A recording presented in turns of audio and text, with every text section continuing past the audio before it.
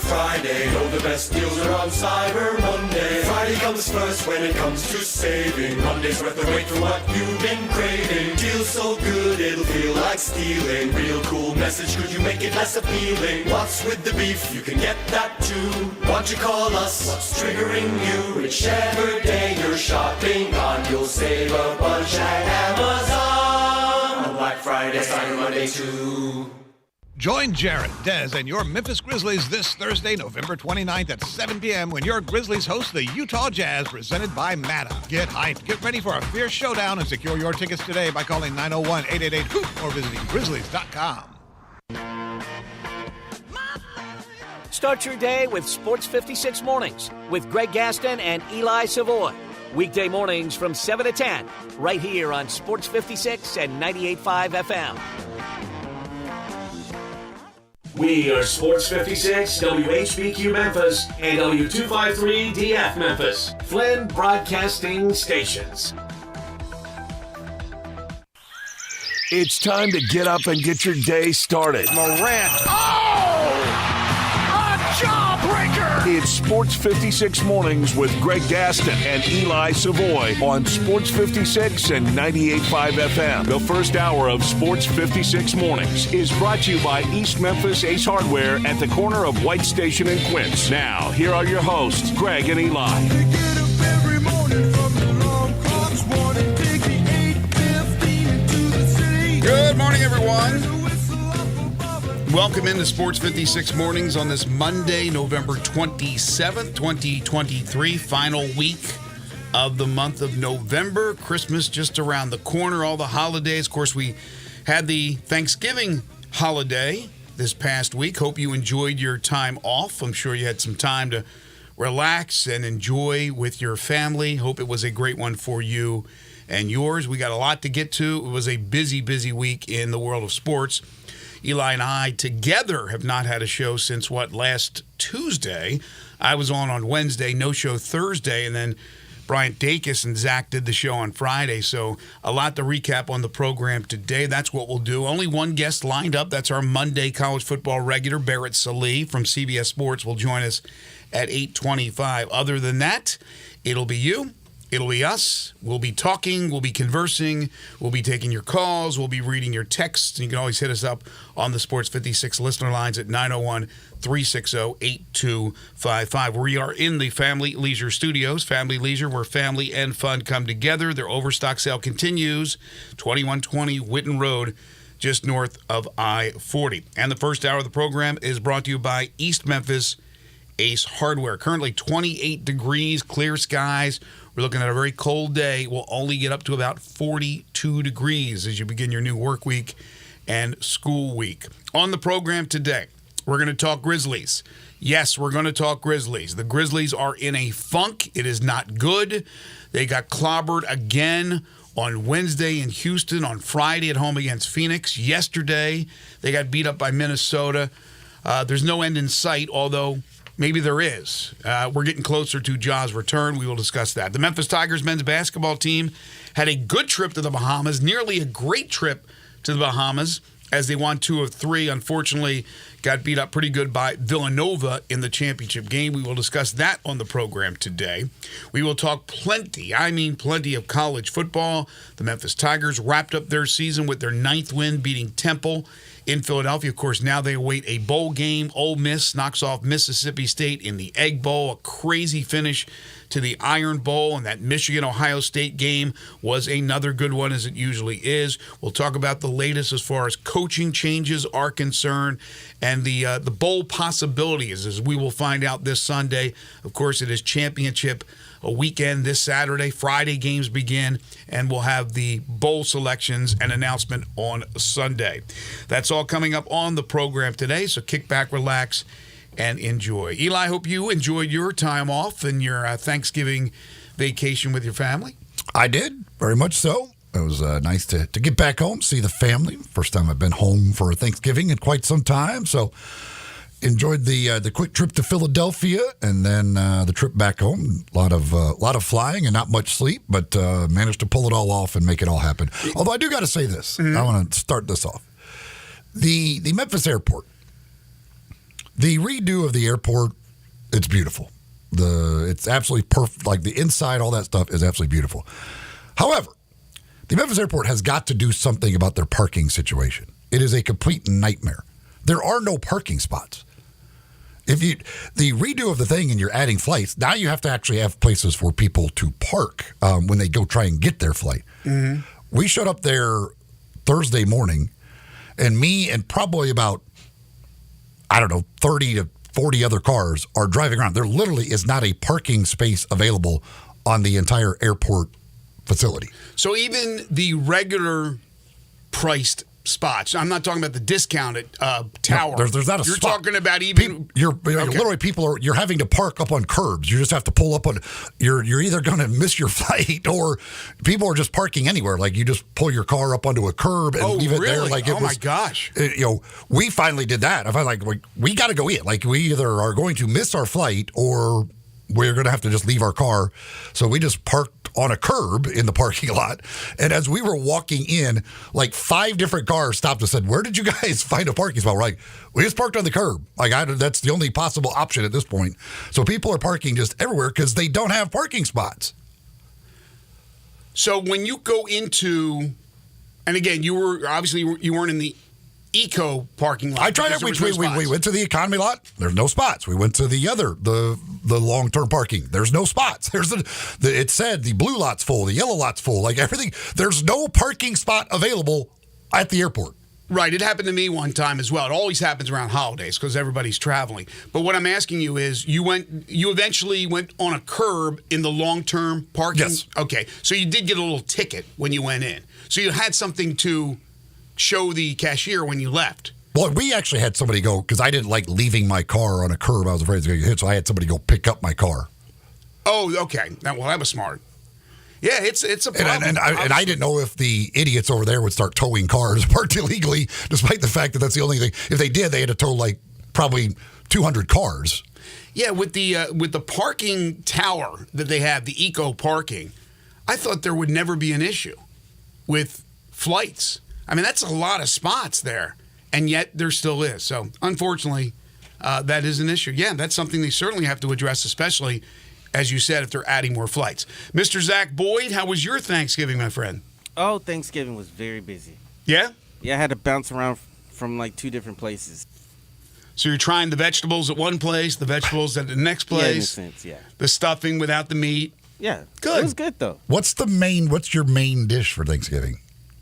It has to be the mac and cheese for me personally. So that's your feature? Yeah, that's my feature. The mac and cheese, which you can get any day at every restaurant. Everything's built around the mac and cheese. Everything is built around the mac and cheese. And then that funnels into the yams, into the sweet potatoes, and like it just sets the bar. Starch, a lot of starch. Wait, aren't yams and sweet potatoes the same thing? Yes, but no, it's different. In what way? I forgot, man. I need to look it up, but they're different in a way. Because they put that I don't need either one of them. type stuff on the top. So I don't Marshmallows, know, maybe. I just assumed, I thought they were the same thing. I don't eat either one. Neither do I. But I had my Thanksgiving dinner at the City Line Hilton in Philadelphia with some members of the broadcast team and other members from the University of Memphis. Shout out Jeff Crane, who will join us tomorrow, Deputy Athletics Director. Luckily, they served up a Thanksgiving dinner. It, wasn't 10 out of 10 on a scale of 10, but to have the camaraderie and to be able to have a place to eat, the food was good. Solid 8 out of 10. We watched Tigers basketball on the big screens in the bar while we ate dinner. And so that was fun. To be away from the family sucks, but to be with other family, members of the Tigers football team, that was nice. And, of course, they went out on Friday, got the big dub. On the sidelines, I got a chance to talk with Jake Elliott, who was preparing for the game on Sunday, and what a game it ended up being yesterday between the Eagles and the Bills. And we will talk some NFL a little bit later on. So, all in all, it was a quick trip to Philly. I mean, I was on the plane to Philly and back home in 26 hours. That's how quick that turnaround was. But the Tigers winning their 9th game. We'll talk college football, like I said, plenty of it as this show progresses. But I wanted to get the bad news out of the way early. Let's get the bad news out of the way early. And that's the Memphis Grizzlies. And maybe some people don't feel sorry for them or don't care, quite frankly. I sort of feel sorry. I know these are highly compensated professional basketball players and coaches. I understand that. I feel worse for the fans because they did a good job in selling tickets for this upcoming season, much anticipated upcoming season, even knowing Ja was going to be suspended for the first 25 games. These fans paid good money to watch a horrible, horrible product. But again, it's a horrible product because of the hand that they have been dealt. I don't think there's much that you can do. They are outmanned every single game. Now, you had Marcus Smart kind of go off on the team. You had Derrick Rose the previous game on Friday talk about there's no communication on defense. So there are things that they can do to become better. I just don't know how many games they're going to win without Ja. And then even with Ja back, waiting for the other guys to get healthy, I don't know how many games they're going to win. They are now 3-13. And by the time Ja comes around after 25 games, the season is pretty much going to be on ice. On Wednesday, they lost by 20 at Houston. On Friday, they lost by 21 to Phoenix. That was Phoenix without Kevin Durant or Bradley Beal. And then on Sunday, they lost by 22 to Minnesota. 20, 21, 22. They did use the hardship exceptions. You talked about that early last week. They went out and signed Shaq Harrison and Jalen Noel. Not that that's going to be much of a difference. They have not won a home game. Not one home win. They will play Utah on Wednesday. Utah's not a good team, but they have lost twice to the Jazz. And then Friday, they go to Dallas. Anthony Edwards, who was questionable before the game, ended up playing and playing well. He said of the Memphis fan base after the game, the fans was dead. I've never played in Memphis like this. This is my first time being in Memphis and not having the crowd into the game. So it's kind of hard to get into it. I was surprised. They usually are amped up. I'm guessing because Ja is out, probably. I don't fault the fans. Also might have been the 15-3 start. Or the 15-3 start. There could have been that. Or the 15-3 start. But overall, again, it's hard to blame fans. They've spent their hard-earned money. They're not seeing a good product out there. It's hard to get jazzed up for it. But then again, I also understand for Taylor Jenkins, the coaching staff, the players themselves, look at the hand they've been dealt. Injury after injury after injury. You almost want to chalk this one up to just one of those seasons. It's unfortunate because those games in winter, if it doesn't get much better, nobody's going to come to those games if you're completely out of the race, even with Ja playing. Yeah, it's I mean, the fact that they're not even competitive in these games, from a fan's perspective, I mean, other than the run they did make after was 15-3 and they got within 2 or whatever it was there, but then the second quarter, Minnesota goes on the big run, and then from that point it was over. There's just not a whole lot there to get real excited about. It's brutal. I asked somebody last night, do you think that as Ja watches this, do you think he really feels like, gosh, dang it, I completely screwed up? Like I am responsible for this. I don't know if I could sit here and say, yeah, the guy's saying every night that they go out there and get beat by 20 that he's saying, yeah, this is all my fault. He probably isn't saying that. I would imagine, though, there is something inside him that says, yeah, I'm a big part of this responsibility, or I'm a part of the responsibility of this team struggling the way they are.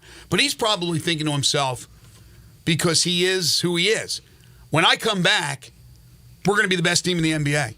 I'm going to turn this ship around. I bet you he's thinking more like that than he is, woe is me.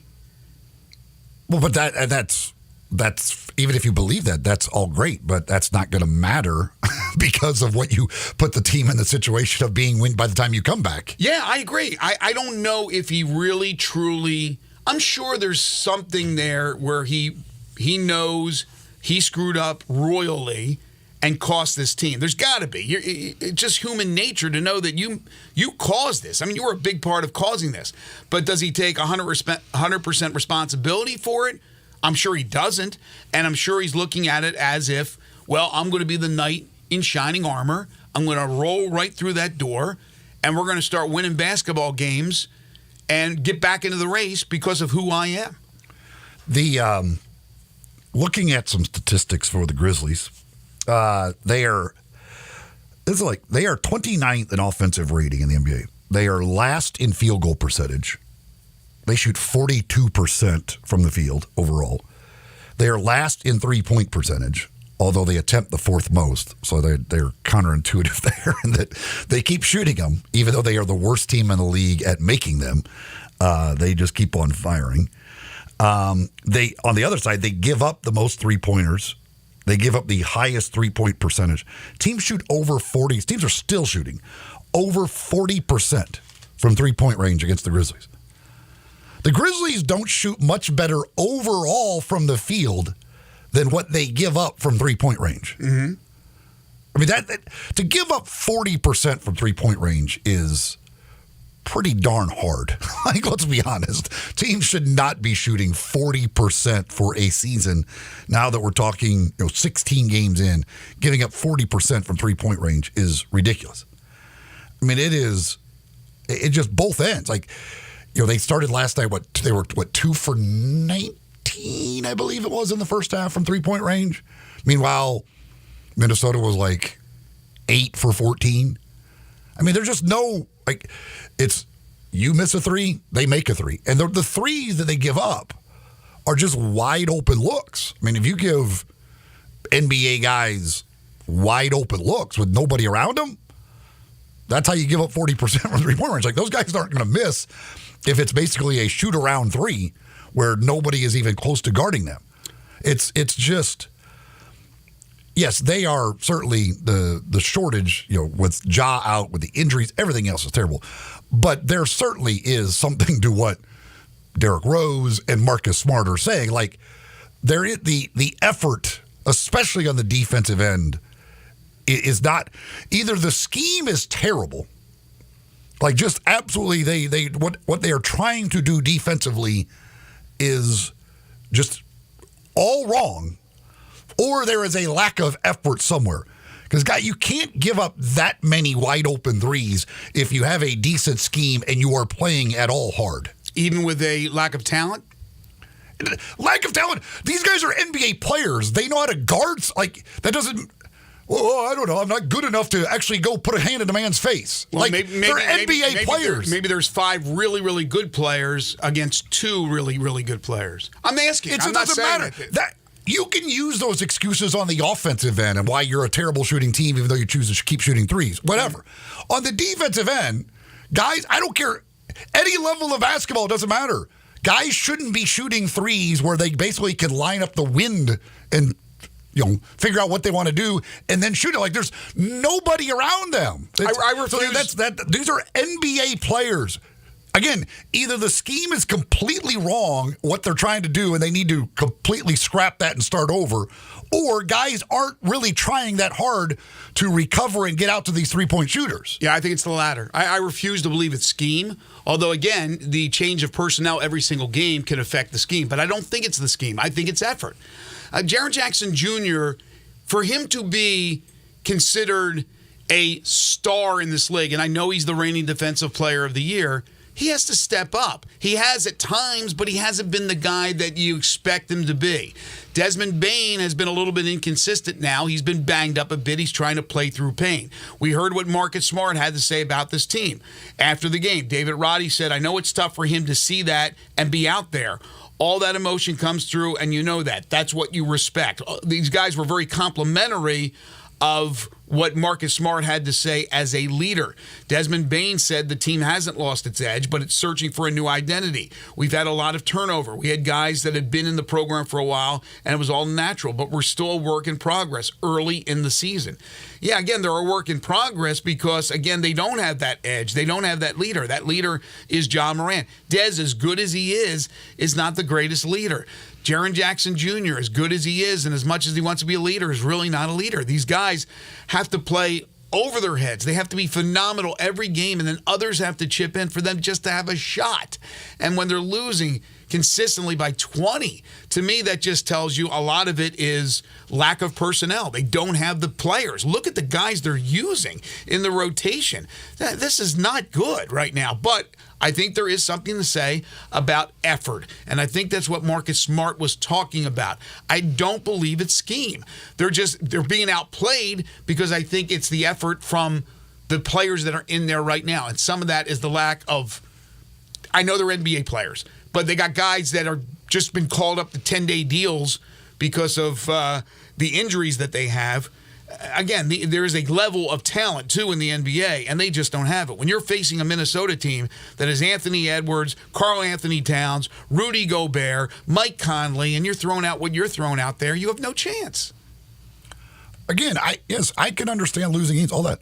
I don't understand wide open three after wide open three. I understand what you're saying. I mean, if I throw a high school team out there against an NBA team, they should still at least be able to guard. Like, they should have a guy around the guy shooting it. We throw a hand in the face, right? Like, the guy shouldn't be able to have 10 feet of open space around him basically anytime they want to get a shot. And, right. And you watch it, it's just continuous with the Grizzlies. There are guys just wide open. Again, they're giving up over 40% from three-point range. That's hard to do. I mean, goodness gracious, that should not be happening. And, they do give up the fewest points in the paint in the league. I will give them that. I mean, the part of that is the fact that you do have Jaren back there, but the other part is teams don't have to shoot in the paint because they just get wide open threes and say, why the hell would I go in the paint? We get 3 for this one, and we're going to make this at a 40% clip. That'd be stupid to go in the paint and shoot. But it's just, I don't know. And you got Biyombo in there, and Biyombo's not going to be chasing guys out to the three-point line. So, yeah, I mean, there's a reason why it's a little bit tougher for teams inside the paint against Memphis. But you're right. They're just crushing the Grizzlies team after team after team from the three-point line. I mean, if they don't get the win against Utah or Houston. And again, Utah has beaten them twice already, and they put up 70 points in the first half every time they play the Grizzlies. Houston just beat them by 20. Like, I don't know when that home win's coming. Again, they've already lost more games than they lost all of last season at home.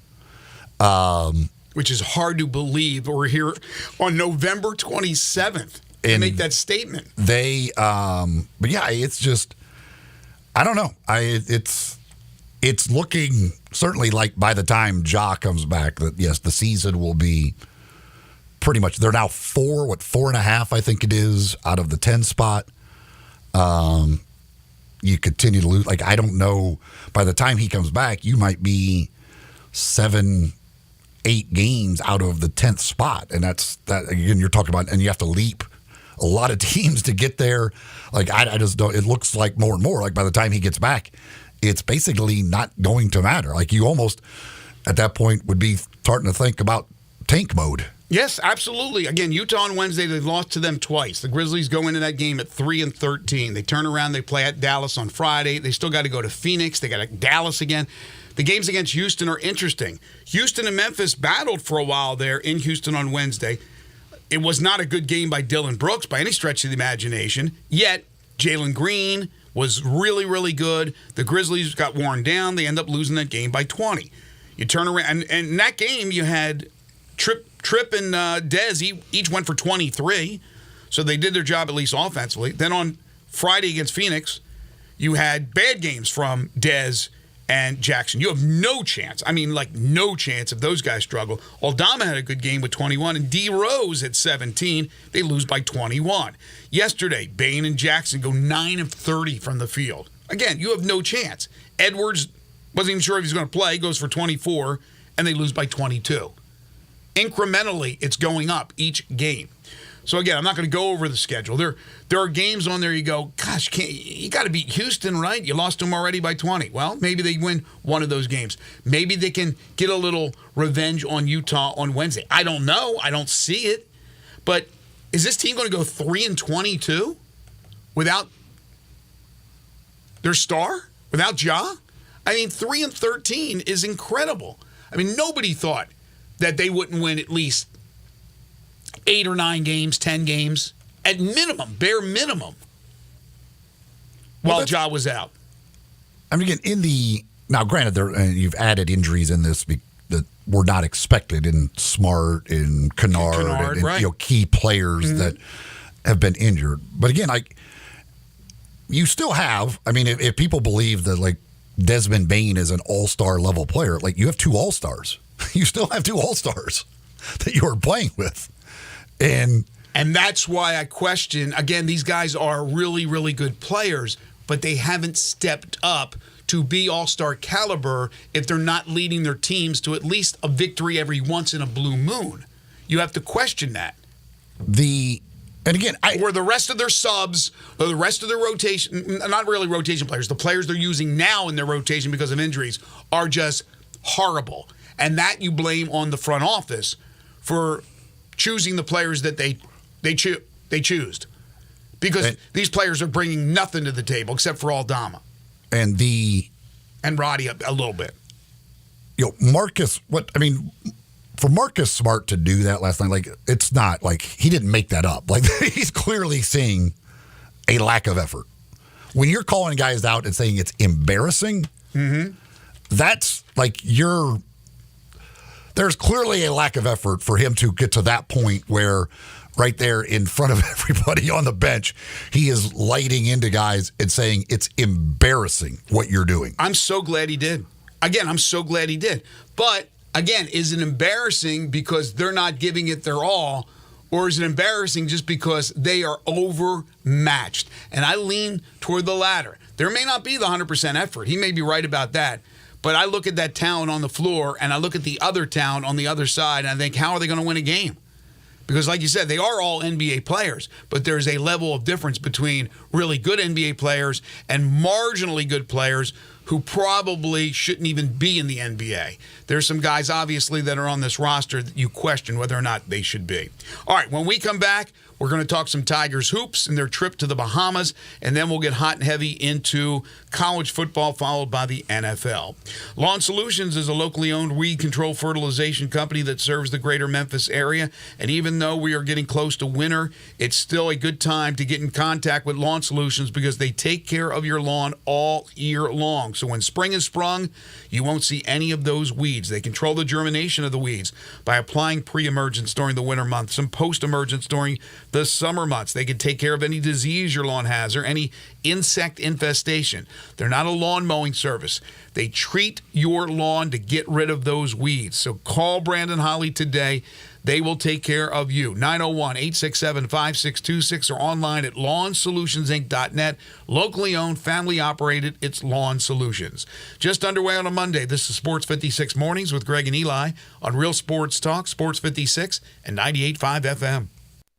Be sure to follow us at Sports 56 WHBQ on Twitter, Facebook, Instagram, and YouTube to watch live video of our shows, stay up to date with station events, and have chances to win prizes.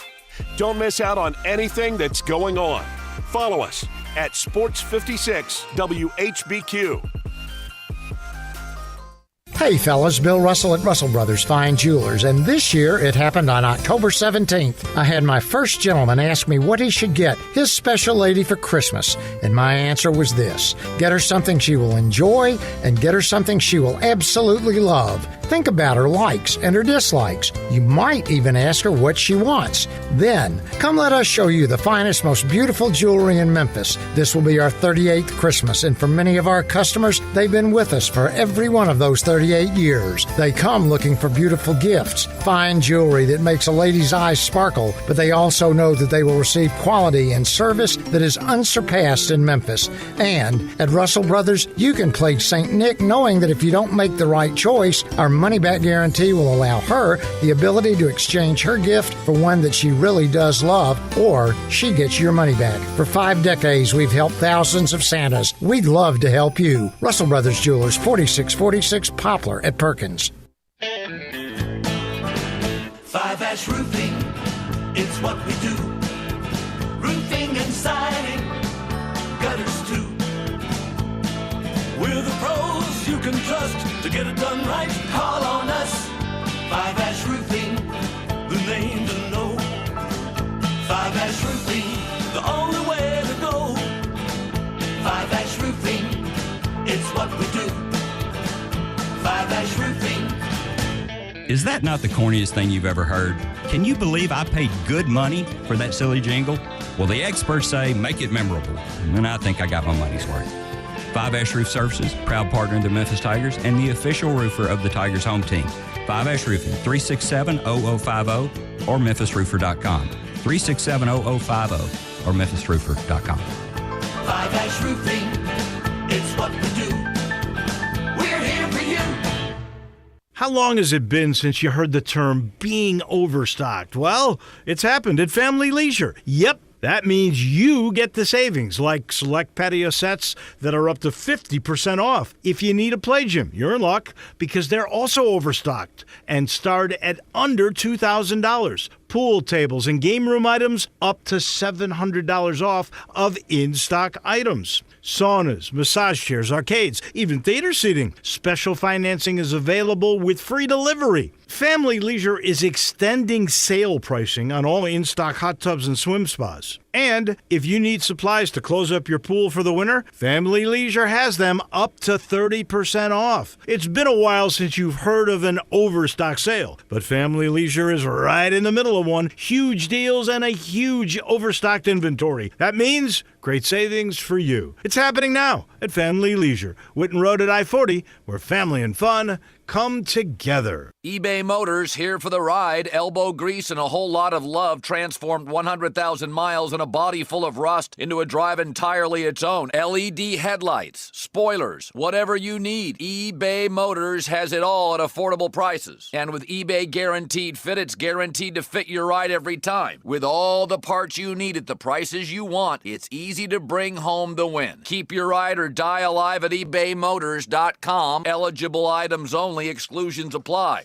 Year-end means huge savings at Gossett Kia on the Pike with the season of giving back. How about 41 MPG for those holiday road trips? 2023 Kia Forte LXS, $229 a month, $27.99 due at signing. Family road trip, 2024 Kia Sportage LX with class-leading cargo room and rear seat legroom, $299 a month, $34.99 due at signing. And get where you're going for less in a 2023 Kia EV6 Wind, 134 City, 101 Highway MPGE, $379 a month, $49.99 due at signing, all 36-month lease. Plus a free Charger with your EV purchase and Kia's 10-year, 100,000-mile powertrain limited warranty. Ask for Bobby J. He's ready to put you in a new Kia today. Gossett Kia, 1900 Covington Pike, or online, KiaCovingtonPike.com. If you want it, we got it at Gossett Motor Cars. All 36-month lease, $650 acquisition fee. Must finance through Hyundai. Forte LXS, PE 694,095, MSRP 21,610. Sportage R722, 7239, MSRP 28,715. EVP 560, 3393, MSRP 50,200. Includes all rebates and incentives. Excludes tax title and license. See dealer for complete details. Offer valid through 11/30/2023 with approved credit. Dealer stock only. Ole Miss Rebel Yell is back. The Rebel Yell Hotline Radio Show is back on WHBQ Sports 56 and 98.5 FM. Every Monday night at 6, hear the latest news on your Ole Miss Rebels with Yancey Porter with 24/7 Sports, former Ole Miss defensive tackle Mike Fitzsimmons, Gordon Ford covering SEC Sports Call, and former Ole Miss baseball announcer Gary Darby. From kickoff to free throw to extra innings, your Ole Miss sports on the Rebel Yell Hotline Show right here Monday night at 6 on Sports 56 560 AM and 98.5 FM. Your Mid-South sports station. Sports 56 traffic. good morning. The police investigation has been going on for several hours out here, affecting rush hour traffic on 240 westbound at Getwell. Again, it's been slow go coming off 385 Billmore Parkway onto 240 going west up by Mount Moriah. Also trying to mop up an earlier wreck at the intersection of New Allen Road at Fraser Raleigh. Give yourself a little bit of extra time if your travel plans are going to take you through that intersection. It is a mess. Hey, don't miss it this year. Enchanted Garden of Lights at Rock City in Chattanooga. Check it out this holiday season online right now at searockcity.com. I'm Commander Chuck with your on-time traffic.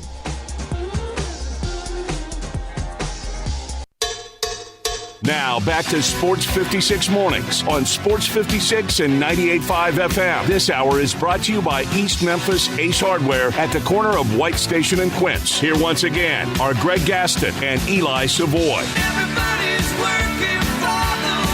Downright chilly start here Monday, 29 degrees currently.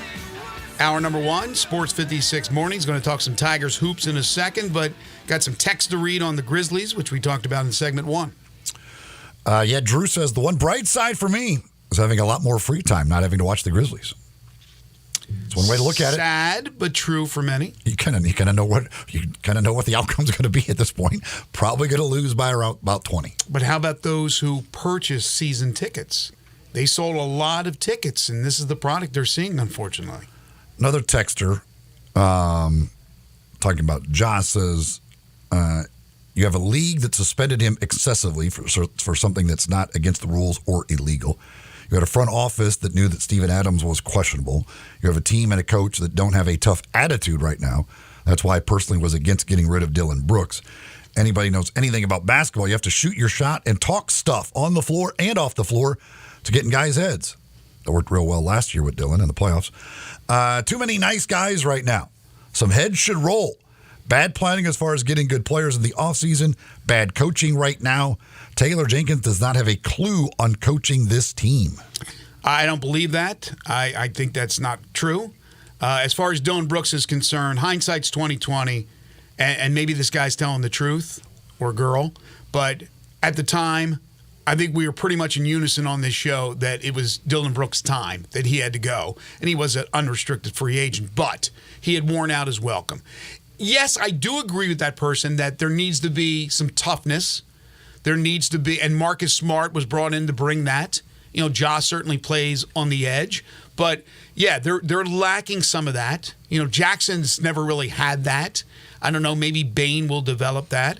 But, yeah, this is there's a lot of issues. A lot of issues. The the whole Dylan Brooks thing, come on. Let's not go down that road for the rest of the season. He was done here. It was not. They weren't going to pay him.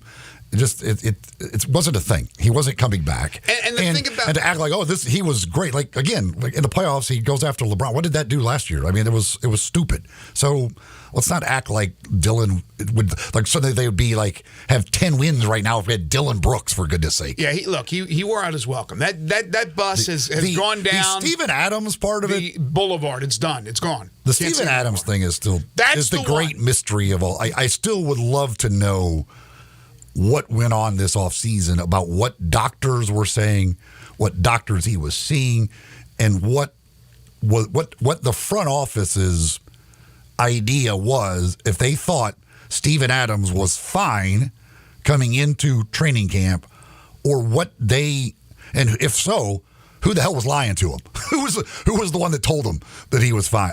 That's the Adams thing is just doesn't make sense. Again, a 3 to 5 week injury to be a 21-month injury. There's no way that can make sense. Yeah, and what did the texter say about Adams? What was the specific thing that person said? He said you had a front office that knew that Steve Adams was questionable. No, we don't know that. We don't know anything about that. The guy was playing in exhibition games. We don't know what they thought. We don't know if they went into the season going, yeah, I wonder if this guy is all of a sudden going to need surgery. I don't know. Nobody knows. That is the mystery right now. But that's what really derailed the team. Ja being out for 25 games really, really hurt. But if you stayed healthy and had Steven Adams, I guarantee you they wouldn't be 3-13. Oh, yeah, if you had right now, again, I mean, you're talking about with Adams, Smart, Kennard. Right now, and then obviously Ja, you're playing without 3 starters and 4 of your top, 6 or 7. I mean, Kennard's either your 6th man or 7th man, basically. So you're playing without 4 of your top, say, 7 guys in your rotation, including 3 starters. That's hard to overcome. There's no doubt about it. And again, the Adams thing is just a great mystery. I don't understand it. Again, playing without 4 of your top 7 guys, still no excuse to not play hard. But yes, I understand losing games. I don't understand, again, the defensive effort that they show on a nightly basis. Right. Look, this team, if they're all healthy, is a solid 10-deep team. But it's just proving that when you get to those players that are 12th, 13th, 14th, 15th, again, they're talented because they're in the NBA. But it's not even close to the talent of the players in the normal rotation. And you're seeing that. It's very evident every single game that they are outmanned. They are outmanned. They can hang. Sometimes they can hang with the starters that they have, with Bain and Jackson and whoever else is starting. But sometimes they can't. Last night they got well behind in a game. But then when they have to go to the players that they're bringing in, whether it be Zaire or whether it be Conchar or whoever. I mean, Roddy's okay. He's a rotation guy. He's okay. And Santi has turned out to be a really good player. I mean, for goodness sakes, bless his heart, Gilliard's done a decent job, but he's a G League guy. I mean, this is the team right now they're throwing out there. You have to depend more on Derrick Rose, who's old and has already been hurt this year. Now you got Noel. Now you have Shaq Harrison. You had to bring in Bismack Biyombo, who's done a decent job. You're taking pieces and trying to put together a puzzle, and you're missing 3 or 4 major pieces. Right, of course, is what did we really expect from the Grizzlies? Let's be honest. There's no chemistry, no continuity, no stability, and the team is just not competitive right now. It's hard to win and be motivated each night with a revolving door full of injuries. The only thing I'm really pissed about being a fan is the outcome of these games, losing by 20. It's hard winning with just Bain and Jaren every night, just my opinion. So I said, yeah. That's exactly what I said. I don't have... Losing is one thing. They shouldn't be losing by 20, I don't believe. And these defensive numbers, they shouldn't be this bad. I mean, listen, if Marcus Smart is seeing... Like, again, he knows what he's looking for. Like, if he's willing to literally call out the team right there in front of fans and everybody, like there's clearly, and it's not like anybody's refuted it, was like, no, he's wrong. The effort's there. Like yes, I can understand you could be a little demoralized. The idea that you don't have all these players, you know you're not as good offensively because that would be impossible. You should actually be playing harder on the defensive end because you know, like, hey, listen, we are limited offensively. And it's just on the defensive end, again, to give up wide open 3 after wide open 3, to me, there's a lack of effort there. All right, switching gears. It was a good week, not a great week, but a really good week for the Memphis Tigers. Not just good, really good, because the Tigers finally did some damage in one of these tournaments around Thanksgiving, which sets the tone for the NCAA tournament and seeding is concerned. They went out there, they took 2 of 3 in the battle for Atlantis, then lost to Villanova in the championship game. Nothing to be ashamed of, although the first half was something that you're scratching your head going, how could they fall behind that far? But they did battle back in the second half, and Memphis at 5-1, I would say mission accomplished to put themselves in a great position. The poll will come out later today, not that that's the end-all, be-all, but Memphis expected to get into the top 25. We'll see. Thought they would get in last week. It didn't happen. The Tigers now have off until Saturday when they'll play the Ole Miss Rebels at the Pavilion. They begin a string of tough roadies. They'll play VCU. They'll play Texas A&M. They got some big home games coming up with Clemson, with Vanderbilt, with Virginia. But right now, you got to look at this Memphis team as a team that could make a lot of noise. They knocked off Michigan 71-67. That game showcased Ashton Hardaway with 17 points, hitting his first 5 3-point attempts. Thursday, they beat a very solid Arkansas team and former Tiger Chandler Lawson, 84-79. That game showcased David Jones, if we didn't already know how good this kid is, 36 points. But then on Friday, they lose to Villanova 79-63. They trailed 44-16 at the half in that game. That is just another typical Villanova team. Even though Jay Wright has retired, it doesn't matter who's coaching that team. They have a system. That system is always well executed by incredibly talented players. Really a good team concept, and Villanova takes it to the Tigers. But 2 out of 3, you'll take that any day of the week.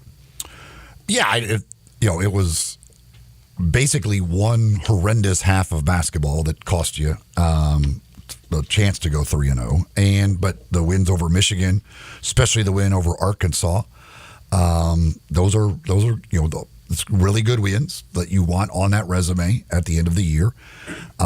Jones was unbelievable in that Arkansas game. They continue to shoot the ball for the most part pretty well. And again, we see they've got a lot of different guys who can be the guy on a given night. I mean, when you got Ashton Hardaway, who to that point had barely scored on the year, barely played, steps up and makes 5 threes and has the game he had against Michigan.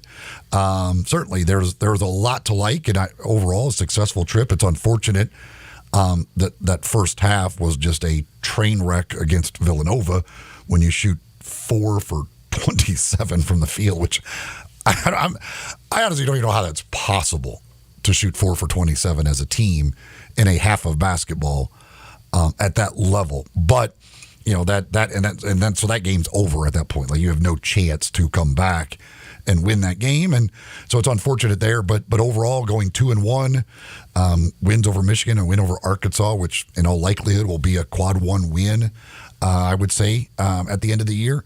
That's, I think, ends up being a successful week that you'll take. By no stretch of the imagination is this a finished product. They're going to get better. They're not there yet. There are some things that are worrisome. The inability to rebound consistently, even with their size, to give up the offensive rebounds that they give up. A lot of that is effort. Right place, right time, making sure that you're in position. They've given up way too many offensive rebounds against mediocre teams and against really good teams. The other thing is they have to get some production from Jordan Brown. Jordan Brown looks like he's in molasses. I expected much more from him. So when you got a Brown-Malco combination at the big man position, they're not giving you much. And they need to produce inside. That opens up things for the outside. It opens up the lanes for dribble drive penetration. But right now, that's my 2 concerns. The offensive rebounds they are giving up and the lack of production from Jordan Brown. Yeah, there's no doubt the offensive rebound has been an issue. When you look at some of the lesser opponents they played, and they were grabbing a ton of offensive rebounds. There's no doubt that has been an issue. They are 308th in the nation in offensive rebound percentage by their opponents.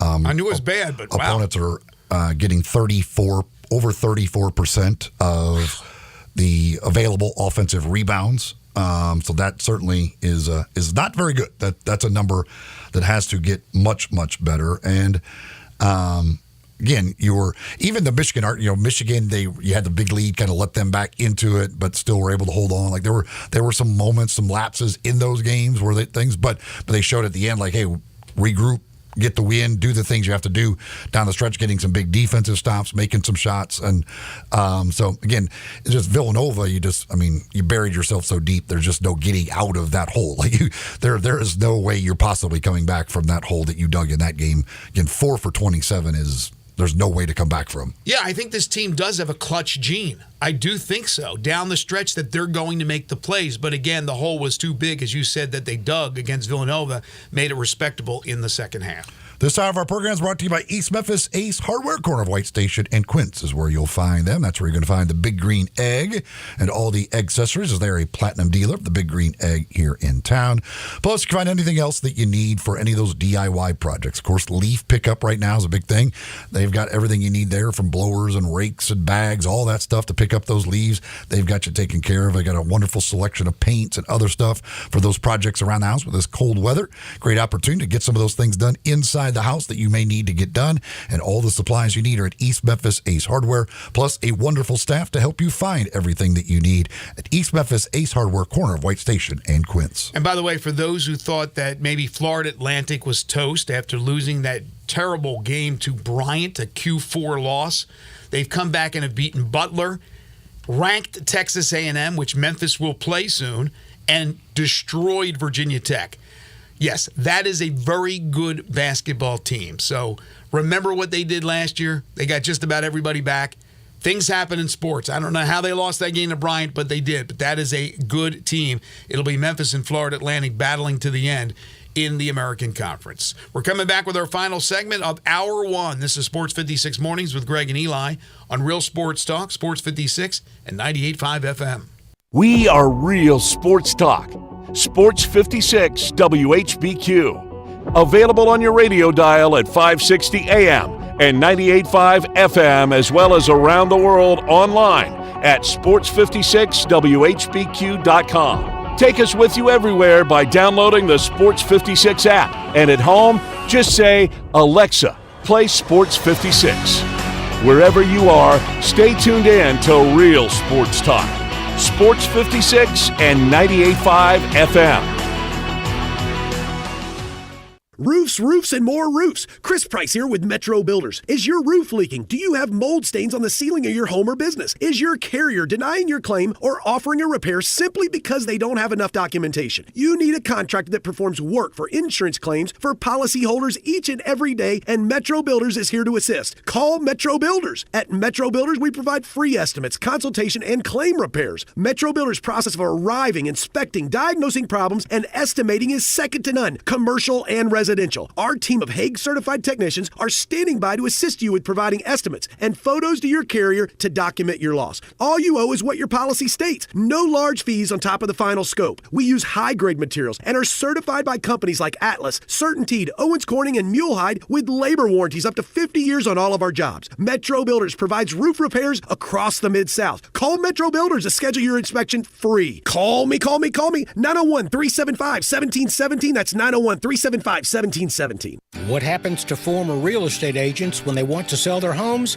This is Sheldon Rosengarten, actually Shell Dunn, with Mark's Bensdorf Realtors. I am so proud and feel so honored when former real estate agents contact me when they want to sell their homes. They know that I've been in the business for quite a while, have a great deal of experience, and know that I am good at marketing, not merely putting a sign in the yard and hoping it sells. Over the years, I have developed a highly successful strategic marketing program that can mean the difference in what you make and when. Talk to 2 to 3 real estate brokers, but make sure that I am one of them. So if you or someone you know is thinking about selling a home, remember what other real estate agents who have been in the business do. They call me, Shell Dunn Rosengarten, at 483-0546 or email me at memphisrelocate.com. I will wait to hear from you to take advantage of this good market. That's 483-0546 or memphisrelocate.com. Thank you. Yo, Mark, long time no see. You still down at Dyer's? Man, I'm not down at Dyer's. I'm out at Collierville Historic Town Square. When'd you move out there? We've been out there for about 13 years. We've got the shops, the park, we got the train the kids like to play on. You still cooking those burgers the old-fashioned way? Man, we're still flattening out those hamburger balls on a slab of marble and skillet frying them the old-fashioned way like they've been doing for 100 years. Dude, you still have those onion rings. Man, they're fantastic. Hand-breaded, served up just right. I loved those milkshakes. Please tell me you're still doing those. Man, we are hand-dipping those shakes, putting them in the old glass in the shake tin, served the old-fashioned way. You got any new items out there I need to know about? We're just doing a lot of gourmet sandwiches. We've got farm-raised catfish straight out of the Delta. We've got some hot tamales from Pasquale's Tamales out of Helena, Arkansas. Man, are they served in the husk? What those guys like to say, they're so good, you'll suck the shuck. Go see my buddy Mark at Dyer's Cafe in Collierville's historic town square.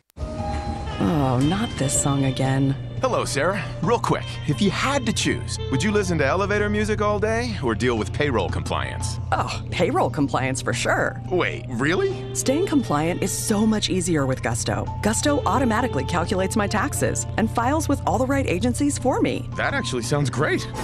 Hold up, can Gusto help my small business with compliance too? Of course they can. Choose payroll compliance without the ups and downs. Visit gusto.com/radio to sign up for free. Simple, smooth, and every sip as easy as the last. Tito's handmade vodka tastes just as good with tap water as it does with your favorite mixer. Back in the day, Tito distilled, hand-bottled, taste-tested, sent to a few friends, then taste-tested again to give you the finest juice around. No frills, no flavors, no fancy labels, just the good stuff. Just Tito's. For recipes, videos, and more, visit Tito'sVodka.com. Distilled and bottled in Austin, Texas, 40% alcohol by volume, namely 80 proof, crafted to be savored responsibly.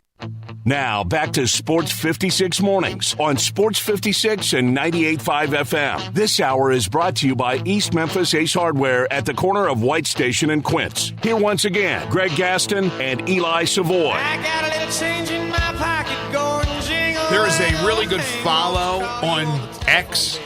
It's called Steven Adams Stats. And they break down visually Mike Conley's 6 triples against his former team from yesterday and what the Grizzlies did not do defensively, where they were out of position. Again, not just telling you, but showing you. It's really good. Check it out, Steven Adams Stats. Reggie texts in on the Sports 56 listener line, 901-360-8255, 901-360-8255. So it seemed like Penny waited, as usual, until they were down a lot to put in Ashton, which right now is one of their best shooters. He seems to go away from the hot guy. Is it that he is a defensive liability? Yeah, he's struggling a little bit defensively right now. There's no question about it. But I was a little surprised about that as well. I was wondering, they're not making any shots. Where's Ashton? Yeah, in that first half, it gets like you could. At that point, it can be all hands on deck. Is there anybody out there that might be able to actually put a shot through the rim? Anything should have been on the plate. Anybody should be willing to try anything, anybody at that point when you're having that type of game and you're falling down by 30 in the first half of a basketball game. And listen, Ashton is supposed to be a good shooter, but other than that one game against Michigan, he really hasn't done anything. Not that he's gotten a bunch of opportunity, but he really hasn't done much other than that one game. If he gets more opportunity, are we going to see that Michigan version of him? I don't know, but certainly, no, there's no doubt it would have been worth a try against Villanova. Hey, it's a nice start to your career when you do that against Michigan. I'm not saying Michigan's the best team in the nation, but that's Michigan, and you go out there and shoot the rock like that. So, yeah, I was wondering that as well. But, yes, Ashton right now is not up to snuff defensively where he needs to be. But as far as the Tigers are concerned, none of them are up to snuff defensively in that first half. That was a clinic put on by Villanova. Nevertheless, as we talked about, winning 2 out of 3 in the Bahamas was a successful trip, and we'll find out a little bit later on today if they have cracked the top 25. By the way, as I mentioned, Ole Miss on Saturday at the Pavilion. You did the Ole Miss game against Temple in Philadelphia. They got by, barely got by. Ole Miss continues to win close ones against what you would consider inferior competition. How good is this team right now? They're pretty good defensively. Jamarian Sharp certainly helps as a rim protector, although teams continue to go small and he just can't come out of the lane. So if the teams that are going with 5 guys basically out there that can shoot threes, that causes Chris Beard to generally have to take him out of the game. There was some good feeling that maybe Musa Cisse was going to get the okay from the NCAA here sometime soon. Again, it's the NCAA. Brandon Murray, they don't seem as quite as much hope, but again, who knows? That might mean Murray gets the okay and Cisse doesn't because it's the NCAA and you have no idea. They certainly need those 2 guys. Matthew Morrell has not shot the 3-ball well. They have been, as a team, pretty bad from 3-point range, although they did shoot it better against Temple. But Morrell certainly is he's shooting like 26% from 3-point range. He's certainly a better shooter than that. Jalen Murray at point guard, the transfer, he's been pretty good. They're only playing about 7 guys really right now. It is a very short rotation that Chris Beard is going with. He's got him playing hard. He's a heck of a coach, and they're finding ways to win these games. But just on paper, Memphis talent-wise looks a heck of a lot better than Ole Miss. What do you expect the line to be? I would expect Memphis to be probably, I don't know, probably a 7-point favorite, something like that. Really? That much? Yeah. Game will be at the Pavilion, 1 o'clock, I believe, right, on Saturday? It is a 1 o'clock game. 1 o'clock start. All right, when we come back, hour 2, we're going to get into college football. The Tigers win at Temple to finish 9-3 in the regular season. Your thoughts on that? Now they get ready to go to a bowl game. Will it be the AutoZone Liberty Bowl game, or what bowl will it be? Plus, coaching moves aplenty. We will discuss that. We'll talk about the SEC, some of the great games from the weekend, including the Iron Bowl. We'll talk Michigan, Ohio State as well. We'll take your calls and you read your texts at 901-360-8255, and then we'll talk more college football with Barrett Sallee. Hour 3, again, more of your calls and texts. We'll get into the NFL as well, and probably circle back to our basketball discussion from the first hour about the Grizzlies and the Tigers. Town Village Audubon Park is senior living in today's world, located at 950 Cherry Road, just off Park Avenue in the heart of East Memphis, offering more options to fit your needs more than ever before. They are dedicated to the long-term satisfaction and the quality of life for their residents. All they ask is that you're 55 years of age or older. Give them a call at 901-537-0002. Set up a tour or go by and see them at townvillageaudubonpark.com right there on the web and find out more about them. Independent living, short-term respite stay, monthly options. Great event schedule and activities galore for the residents, plus all the modern amenities you want to see for a loved one, whether it be you or whether it be another loved one, a mom, a dad, a grandfather, a grandmother, or whoever in your family you're looking for them to enjoy the golden years of their life. Monthly rental with no buy-in. Apartments include full kitchen, washer and dryer, all-inclusive resort-style dining with multiple venues, bi-weekly housekeeping, outpatient therapy, community social area featuring fitness center, home theater, game rooms, indoor pool, whirlpool, bistro, on and on and on. It's Town Village Audubon Park, 950 Cherry Road, just off Park Avenue. Call them at 901-537-0002 or go online to townvillageaudubonpark.com. Hour 2 on the way. This is Sports 56 Mornings with Greg and Eli on Real Sports Talk, Sports 56 and 98.5 FM.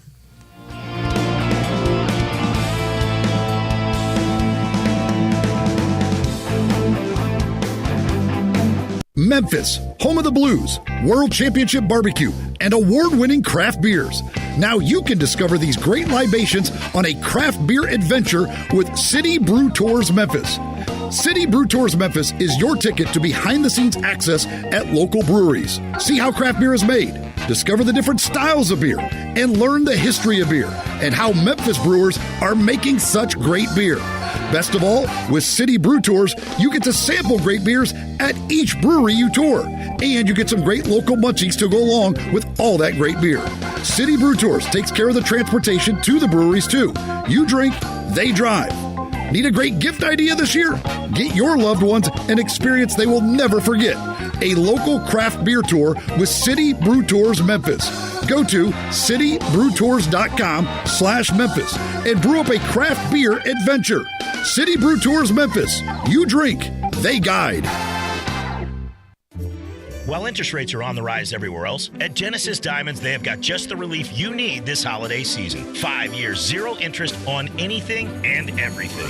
Hey, it's Eric Hasseltine. That's right. Genesis is rolling back interest rates to 0.0%. So that $5,000 ring is yours for just $85 a month. Nothing's held back. Rings, earrings, bracelets, bands, certified natural diamonds, lab-grown diamonds, even luxury pre-owned Rolex watches. Just pick any item for that special someone and spread your payments out over 5 years without paying a dime in interest. A $10,000 designer ring comes to just $167 a month. Don't miss this incredible offer. Where else in America can you get financing for 0%? Colored gemstones, designer fashion jewelry, the year's most treasured gifts, all included in this once-a-year offer. This Christmas in Memphis, you have a great alternative, so you can get more for your money. That alternative is Genesis Diamonds at Poplar and Perkins Extended on approved credit. This time of year, big box tool stores start to sell a whole bunch of not tools, from dancing Santas to plastic trees. At Northern Tool and Equipment, we'd rather sell you a 4-horsepower chainsaw fitted with a full chisel chain to cut down your own tree. And we have wood chippers come January. 'Cause you know, mulch. We're cutting prices on hand and power tools, heaters, and pressure washers this holiday season. Save in store or at northerntool.com. It's the Black Friday sales event on now at Gossett Chrysler Jeep Dodge Ram Fiat on the Pike. And Gossett's got no payments for 90 days. So keep your holiday money in your pocket and get to Gossett today. 2023 Jeep Renegade, $5,000 off, or buy it for $25,040. 2023 Grand Wagoneer Series 111, $10,000 off. And 2023 Jeep Gladiator, we Gossett at $12,000 off MSRP. It's your time to buy during the Black Friday sales event at Gossett Chrysler Jeep Dodge Ram Fiat on the Pike. So drive past the rest and come to the best at Gossett on the Pike, or shop online at GossettMotorCars.net. If you want it, we got it at Gossett Motor Cars. Renegade Triple P 57091, MSRP 30,040. Wagoneer PS 508 331, MSRP 112,285. Gladiator PL 509,834, MSRP 68,815. Financing and deferred monthly to well-qualified buyers through Chrysler Capital or Stellantis Financial Services. Take retail delivery by 11/30/23. Includes all rebates and incentives. $695 PF. Excludes tax, title, and license. See dealer for complete details. Offer valid through end of the month with approved credit. Dealer stock only. Hi, this is Troy Fiveash, owner of Fiveash Roof Services. If you need a new roof for your home or business, we hope to hear from you and will work hard to earn your business. We are experts and certified in residential and commercial roofing, siding, and gutter installation. I have been serving the Memphis area for over 20 years, and now with two of my sons working with me, we plan to be here for years to come. So if you need a roof, please give us a call. On a personal note, what a great time it is to be a Memphis sports fan. With the Grizzlies and the Redbirds and 901 FC, not to mention Tigers football and basketball, it's going to be a fun year. Thanks to Coach Silverfield and Coach Hardaway and their staffs for their dedication to the student and athletes, the University of Memphis, the City of Memphis, and us fans. Five Ash Roof Services, a proud partner of the Memphis Tigers and the official roofer of the Tigers home team. Five Ash Roofing, fair, honest, and ethical. 367-0050 or memphisroofer.com. 367-0050 or memphisroofer.com. Five Ash Roofing, it's what we do. We're here for you.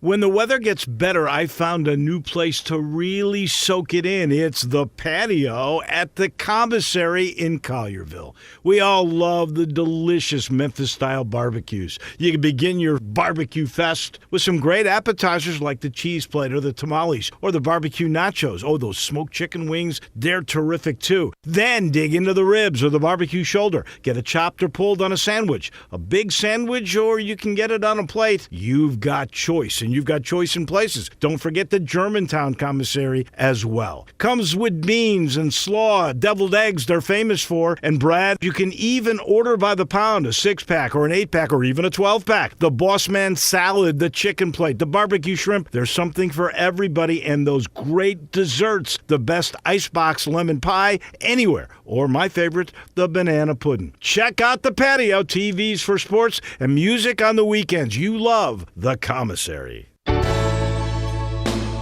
Listen each and every Sunday morning at 10 a.m. and join Ottawild Presbyterian Church for worship.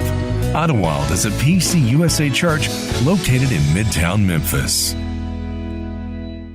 We are Sports 56, WHBQ Memphis, and W253DF Memphis. Flynn Broadcasting Stations. Sports 56 traffic. Good morning. They're trying to mop up this accident as we look at it live here on Bill Morris Parkway. It's coming westbound right here at Kirby. It's really aggravating all that traffic that's trying to get out of Collierville this morning into Memphis here on 385 Bill Morris Parkway coming westbound right at Kirby. Now, they had a shootout earlier. That's why traffic's been a mess on 240 westbound at Getwell. That's why it's been crawling from Mount Moriah up to Getwell going westbound. We had a crash over in the eastbound lanes that just aggravated all that traffic. So it's been slow out here for the last hour. It seems like now on 240 east and westbound at Getwell. Hey, don't miss it this year, Enchanted Garden of Lights at Rock City in Chattanooga. Check them out at crockcity.com. I'm Commander Chuck with your on-time traffic. Now, back to Sports 56 Mornings. Isn't it a lovely morning? On Sports 56 and 98.5 FM. This hour brought to you by James Gaddis Jewelers. Here once again, Greg Gaston and Eli Savoy.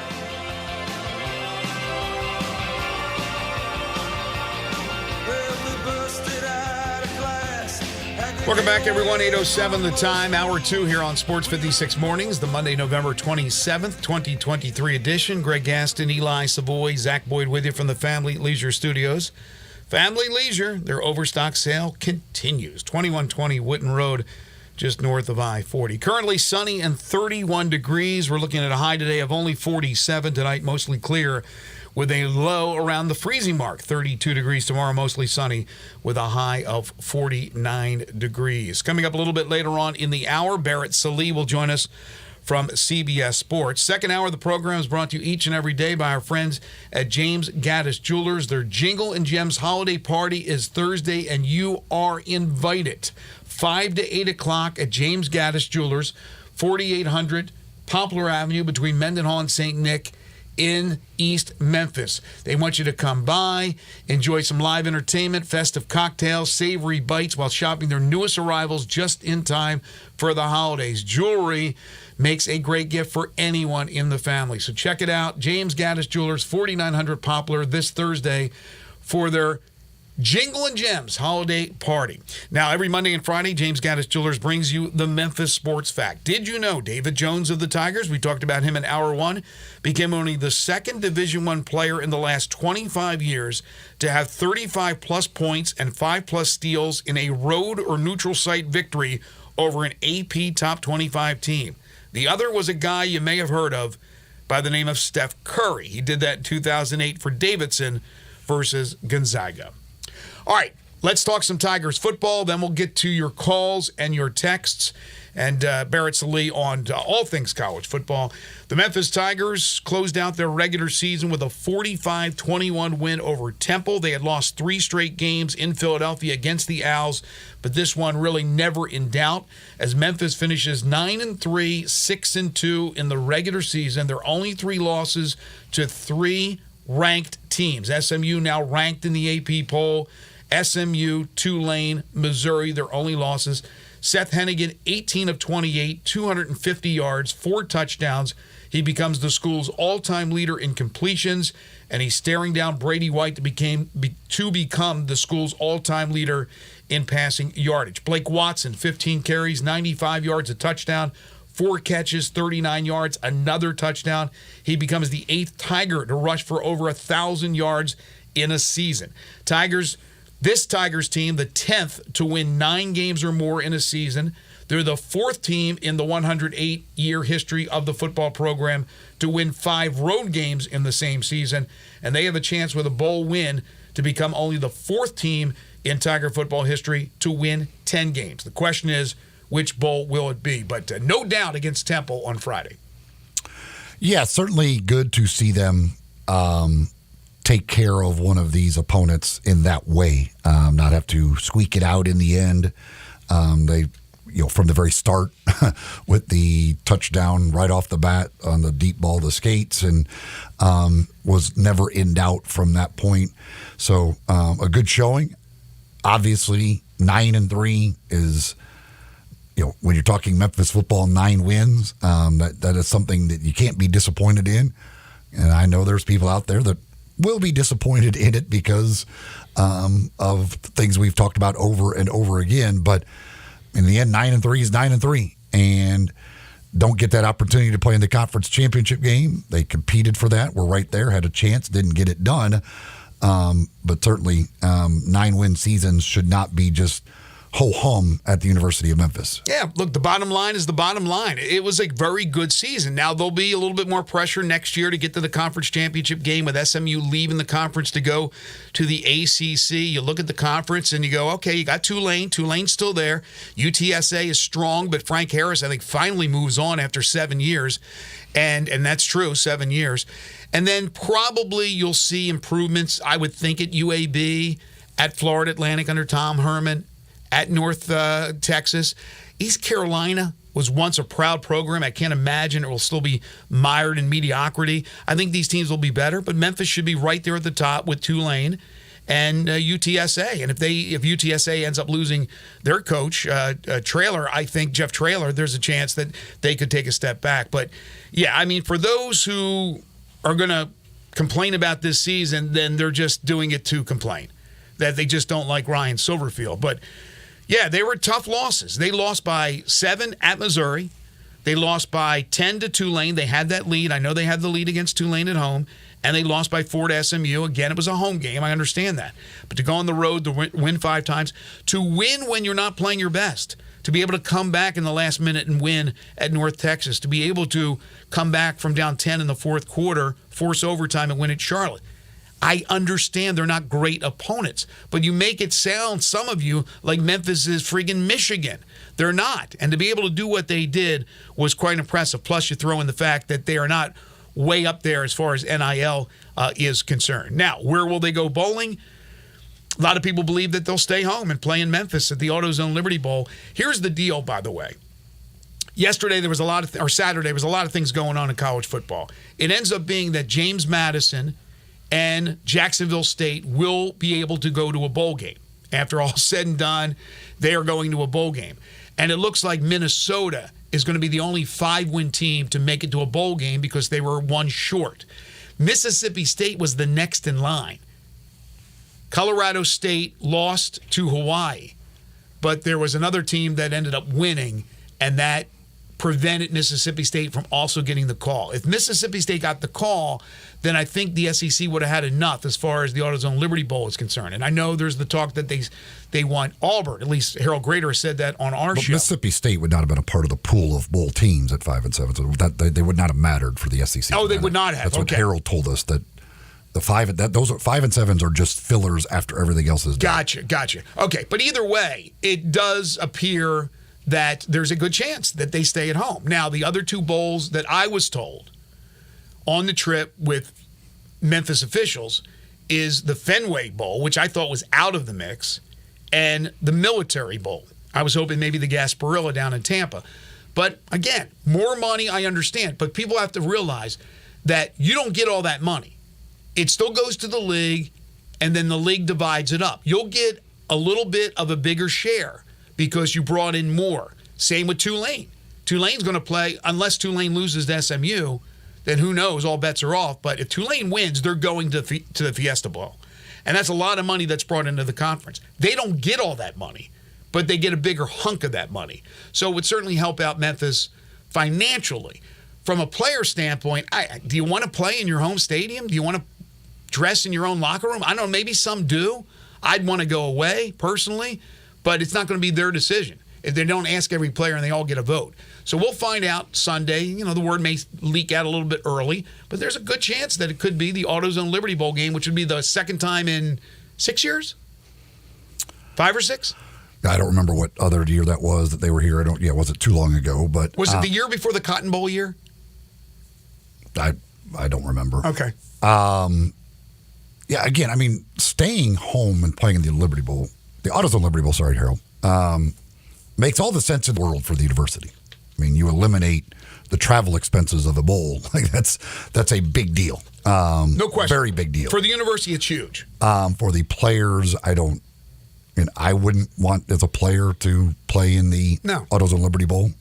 Basically, you're just playing another home game. But it is what it is. That they, as you said, they don't get to make that decision. That's up to the university. And I don't know whether how it's going to work out for the SEC, where they will place these teams. I don't know. Does where Auburn say wants to go? I know that they have the AutoZone Liberty Bowl and Herald have been basically recruiting Auburn since about mid-season. Whether Auburn really wants to come here, a lot of times Memphis gets left out in that because all these other bowls are in NFL stadiums generally, a little nicer than what the current Simmons Bank Liberty Stadium is. Maybe years down the road that will change and teams will want to come here more or whatever. So, but it's a USFL stadium. So maybe it ends up working out that the SEC ends up placing these teams elsewhere, and that the folks here get left out, and that would open up that spot for the University of Memphis. Certainly, if they go to the American Conference, I don't think there's any other team that they would be going after other than Memphis. I can't imagine them going for any other American Athletic Conference team. Well, do you know how many bowls are affiliated with the American Conference by chance? I do not know. Because there's only 6, I think, that qualified, correct? Tulane, Memphis, SMU, UTSA. Zach, can you look up how many American conferences qualified? Tulane's going to go, again, if SMU beats Tulane and Liberty wins the conference championship, Conference USA, stays unbeaten, Liberty may be in the Fiesta Bowl. Tulane will have a tough time with SMU. There's 6 teams right now, Okay. and Navy still could get there with a win over Army. Okay, so when people were talking about that over the weekend, the Brett McMurphys of the world, Jerry Palm, they never mentioned Navy. And does Army have 5 wins too? They never mentioned that.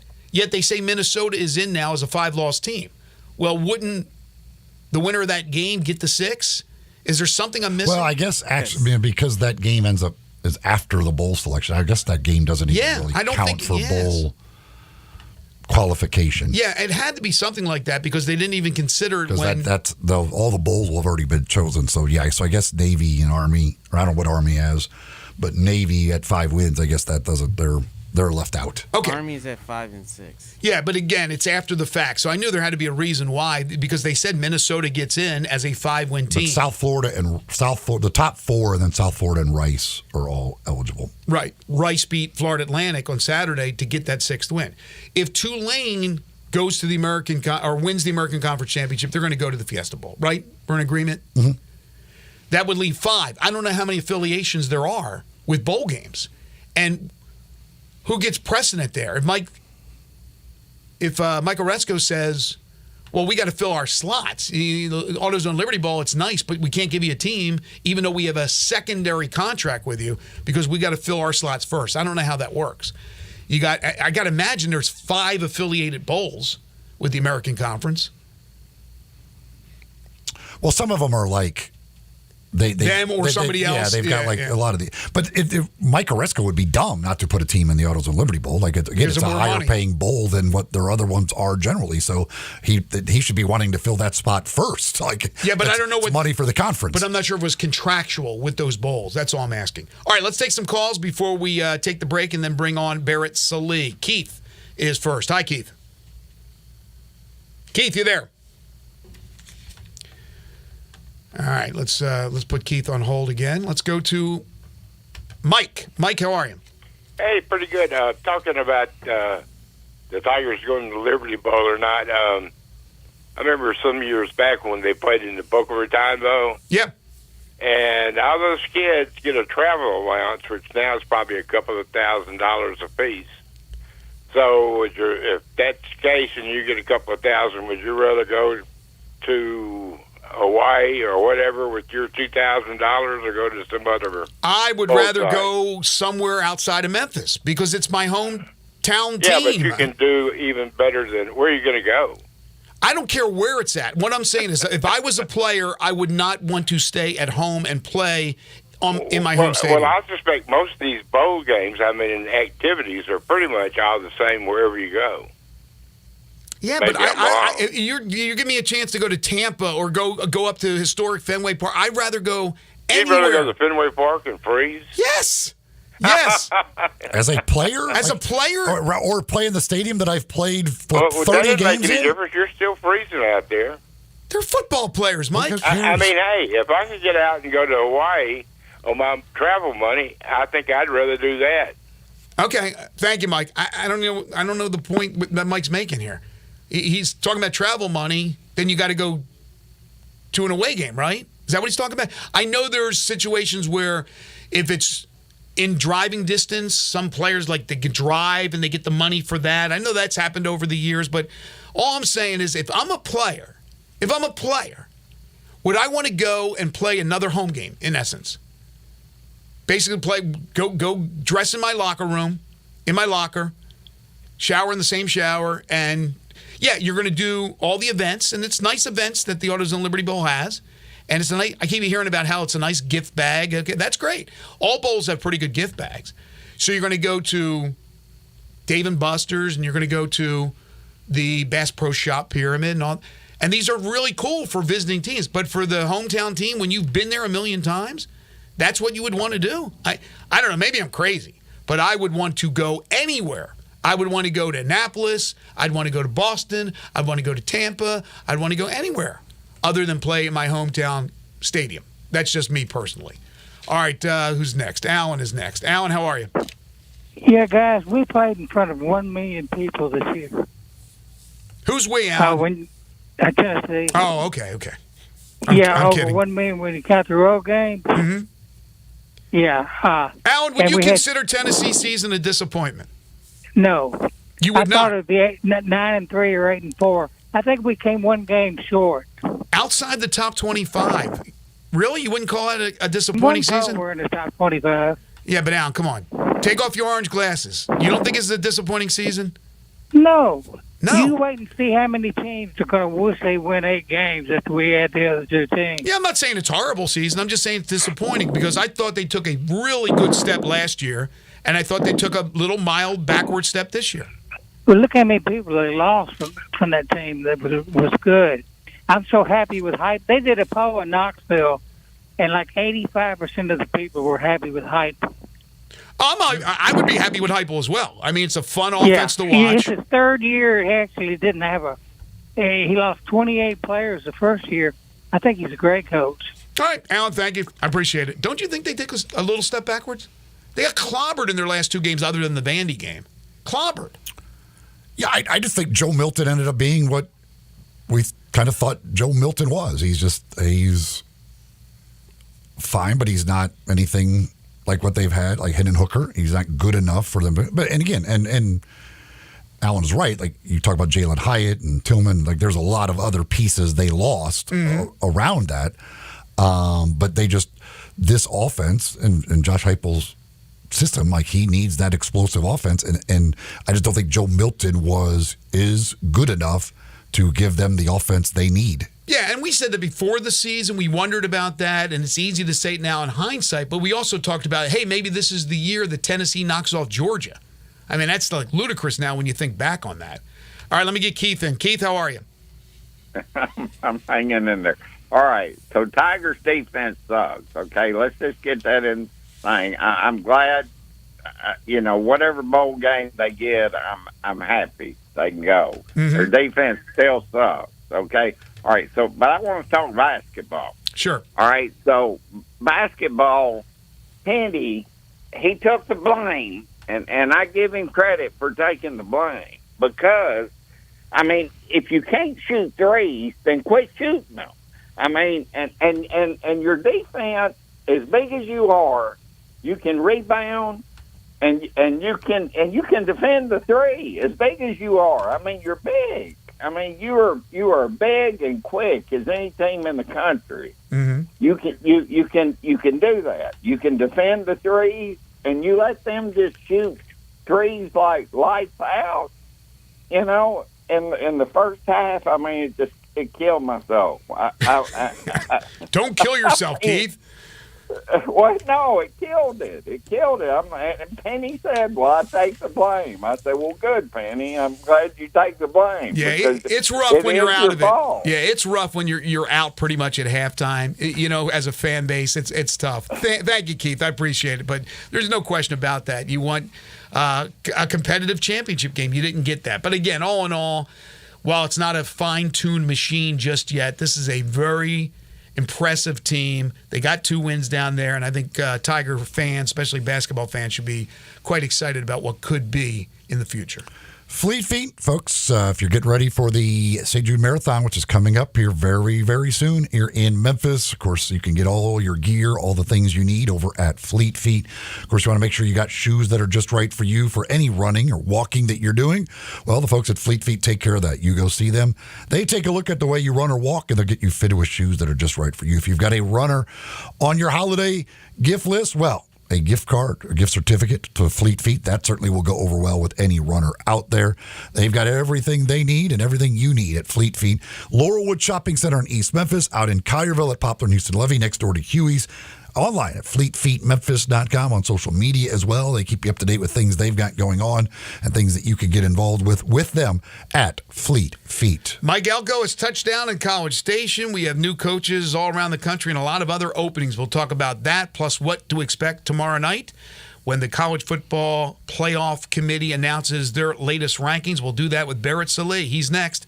This is Sports 56 Mornings with Greg and Eli on Real Sports Talk, Sports 56 and 98.5 FM. Add a little fun to your lunch break. Join Johnny Radio for Sports 56 Happy Hour from 11 to 1 every weekday on Sports 56 and 98.5 FM.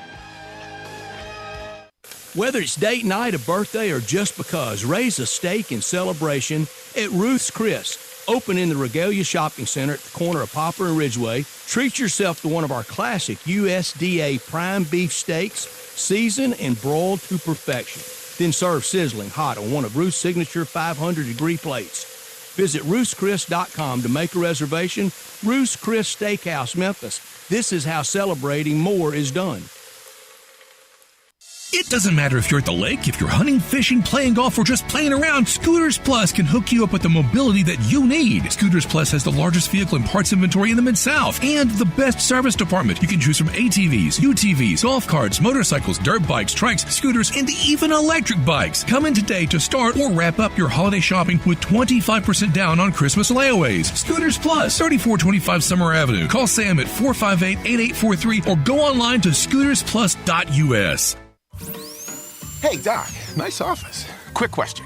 If you had to choose, would you give yourself a root canal or run payroll? Run payroll, no question. Seriously? Have you run payroll before? Paying my team with Gusto couldn't be easier. Gusto gives me unlimited payroll runs, next-day direct deposits, and automatically files my taxes. Saves me time. Wow, that's nice. Over here, Doc. Can I run payroll too? Choose payroll without the pain. Visit gusto.com/radio to sign up for free. Roofs, roofs, and more roofs. Chris Price here with Metro Builders. Is your roof leaking? Do you have mold stains on the ceiling of your home or business? Is your carrier denying your claim or offering a repair simply because they don't have enough documentation? You need a contractor that performs work for insurance claims for policyholders each and every day, and Metro Builders is here to assist. Call Metro Builders. At Metro Builders, we provide free estimates, consultation, and claim repairs. Metro Builders' process of arriving, inspecting, diagnosing problems, and estimating is second to none, commercial and residential. Our team of Hague-certified technicians are standing by to assist you with providing estimates and photos to your carrier to document your loss. All you owe is what your policy states. No large fees on top of the final scope. We use high-grade materials and are certified by companies like Atlas, CertainTeed, Owens Corning, and Mulehide with labor warranties up to 50 years on all of our jobs. Metro Builders provides roof repairs across the Mid-South. Call Metro Builders to schedule your inspection free. Call me. 901-375-1717. That's 901-375-1717. Wow! I feel good shopping at DriveMax. DriveMax, you get value. Need a car that screams I feel good? DriveMax has it all. From cars to SUVs, find a tightly inspected used car that'll have you dancing all the way home. Call 901-664-2424 or visit DriveMaxApproval.com. DriveMax, I got approved. At Jason's Deli, when you're dining in or picking up curbside, you can expect wholesome food and no surprises, just delicious sandwiches, crisp salads, and quick quality meals made with the freshest ingredients and no artificial trans fats, MSG, high fructose corn syrup, or artificial colors and dyes. Around here, a lot of thought goes into what we put into our food and what we take out of it, because you're not just taking a bite, you're getting a taste of who we are. New items are constantly being created to expand our menu for all tastes and special diets with vegan and gluten-free options available. Convenience and on-time delivery you can count on. It's just a click away at jasonsdeli.com, so whether you need to feed 5 people or 5,000, the team at Jason's Deli, they have the credentials and the commitment to keep you satisfied. Freshness is nearby at Jason's Deli with locations at Ridgeway in the Park Place Center, Poplar and Highland, Germantown Road in Cordova, and on Goodman Road in Olive Branch. Jason's Deli. It's wholesome food and no surprises. Ole Miss Rebel Yell is back. The Rebel Yell Hotline Radio Show is back on WHBQ Sports 56 and 98.5 FM. Every Monday night at 6, hear the latest news on your Ole Miss Rebels with Yancey Porter with 24/7 Sports, former Ole Miss defensive tackle Mike Fitzsimmons, Gordon Ford covering SEC Sports Call, and former Ole Miss baseball announcer Gary Darby. From kickoff to free throw to extra innings, your Ole Miss Sports on the Rebel Yell Hotline Show. Right here Monday night at 6 on Sports 56, 560 AM and 98.5 FM. Your Mid Mid-South Sports Station. Sports 56 traffic. Wild out here. It seems like it started early this morning. We had that shootout on 240 going westbound there in Getwell. It's had traffic affected all morning long as you try to come off Bill Morris Parkway onto 240. Trying to clear up that wreck on Bill Morris at Kirby. That's coming inbound. That's got traffic really slow coming out of Collierville. Had that earlier crash on 240 eastbound at Getwell. That's actually looking a little bit better now. Hey, don't miss it this year, this holiday season. Enchanted Garden of Lights at Rock City in Chattanooga. Check them out at crockcity.com. I'm Commander Chuck with your on-time traffic.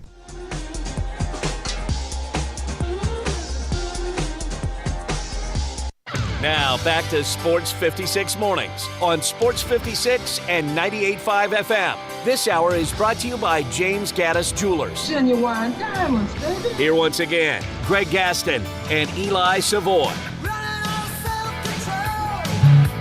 What a rivalry week it was in college football. We got coaches that are getting new jobs, other openings that are appearing. We got players already jumping into the portal. We got championship week coming up, and before too long, the college football playoff. And here to talk about it is our friend Barrett Sallee.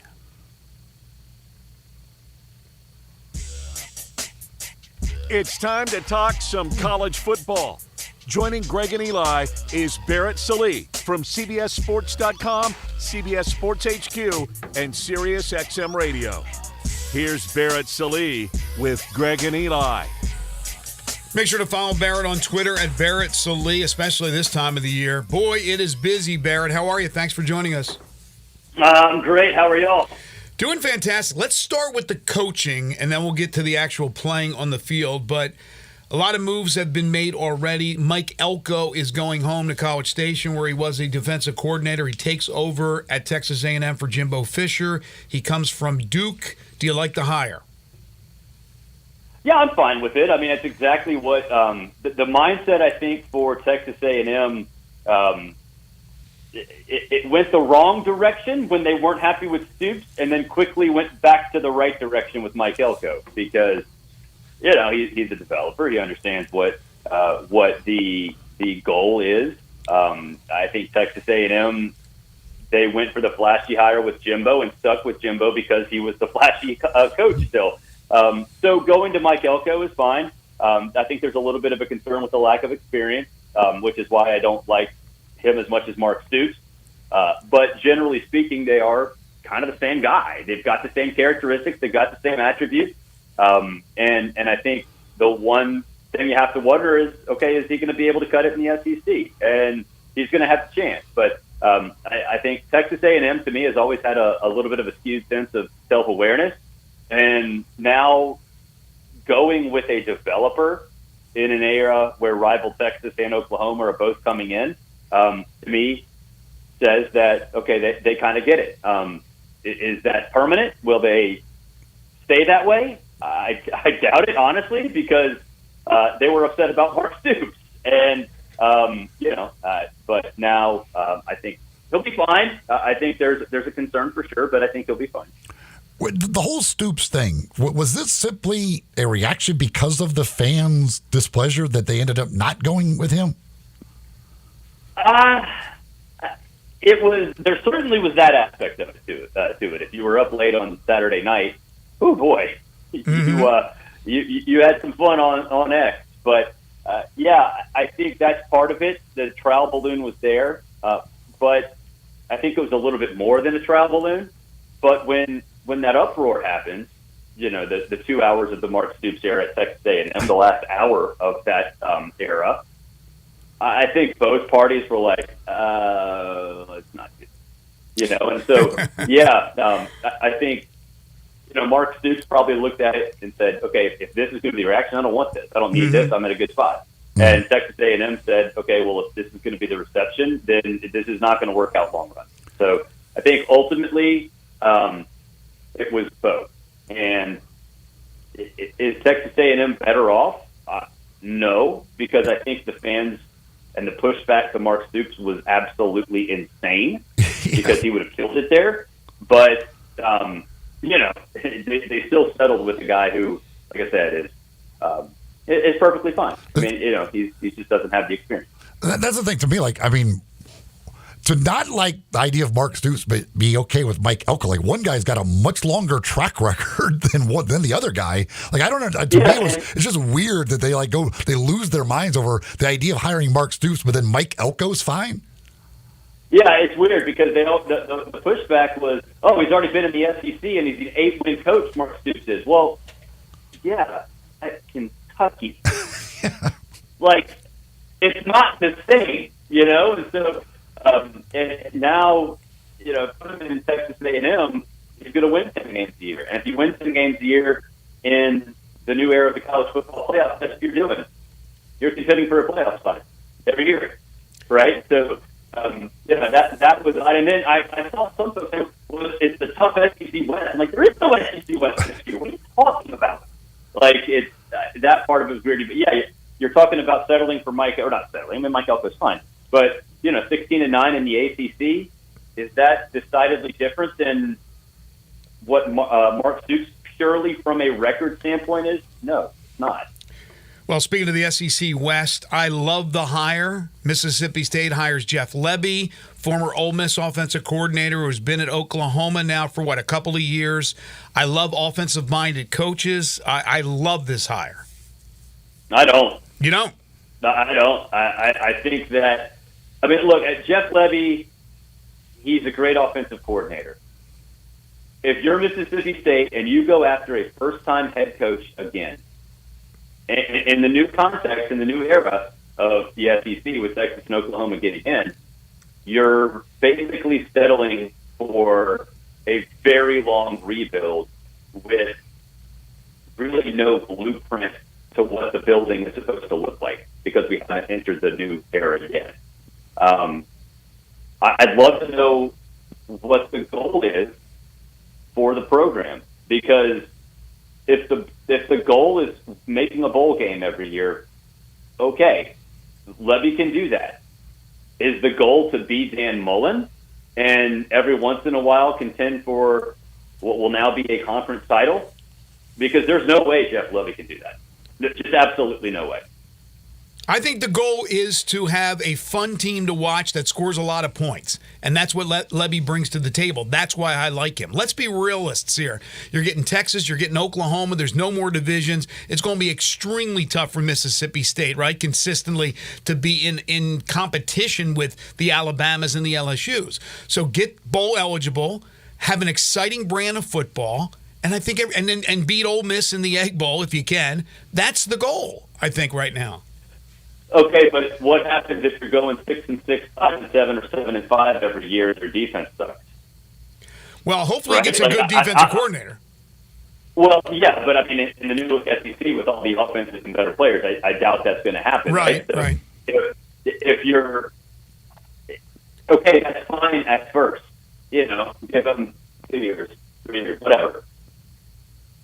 Beyond that, it's not going to be okay. Who do you think they should have went? Who do you think they should have got? They should have brought Dan Mullen back? Well, yeah, but he's going to go to Syracuse. Yes, they absolutely should have done that. But I think Jamie Chadwell, now that cooled a little bit for some different reasons, but I think Jamie Chadwell would have been great. Mm-hmm. Jeff Traylor, when I like Traylor. When I wouldn't say it broke down with A&M, but it kind of cooled with A&M. He would be perfect, and he's had success, not just with UTSA and contending, but rebuilding an awful program. So those two, I think, were. I think they knew they had Jeff Lebby in the back pocket, and maybe asked for a little too much in terms of power when going after a coach that I think were more appropriate. All right, fair enough. Are you surprised that Jonathan Smith, with the guy who seemed like he would has some options and will certainly have more, takes the Michigan State job?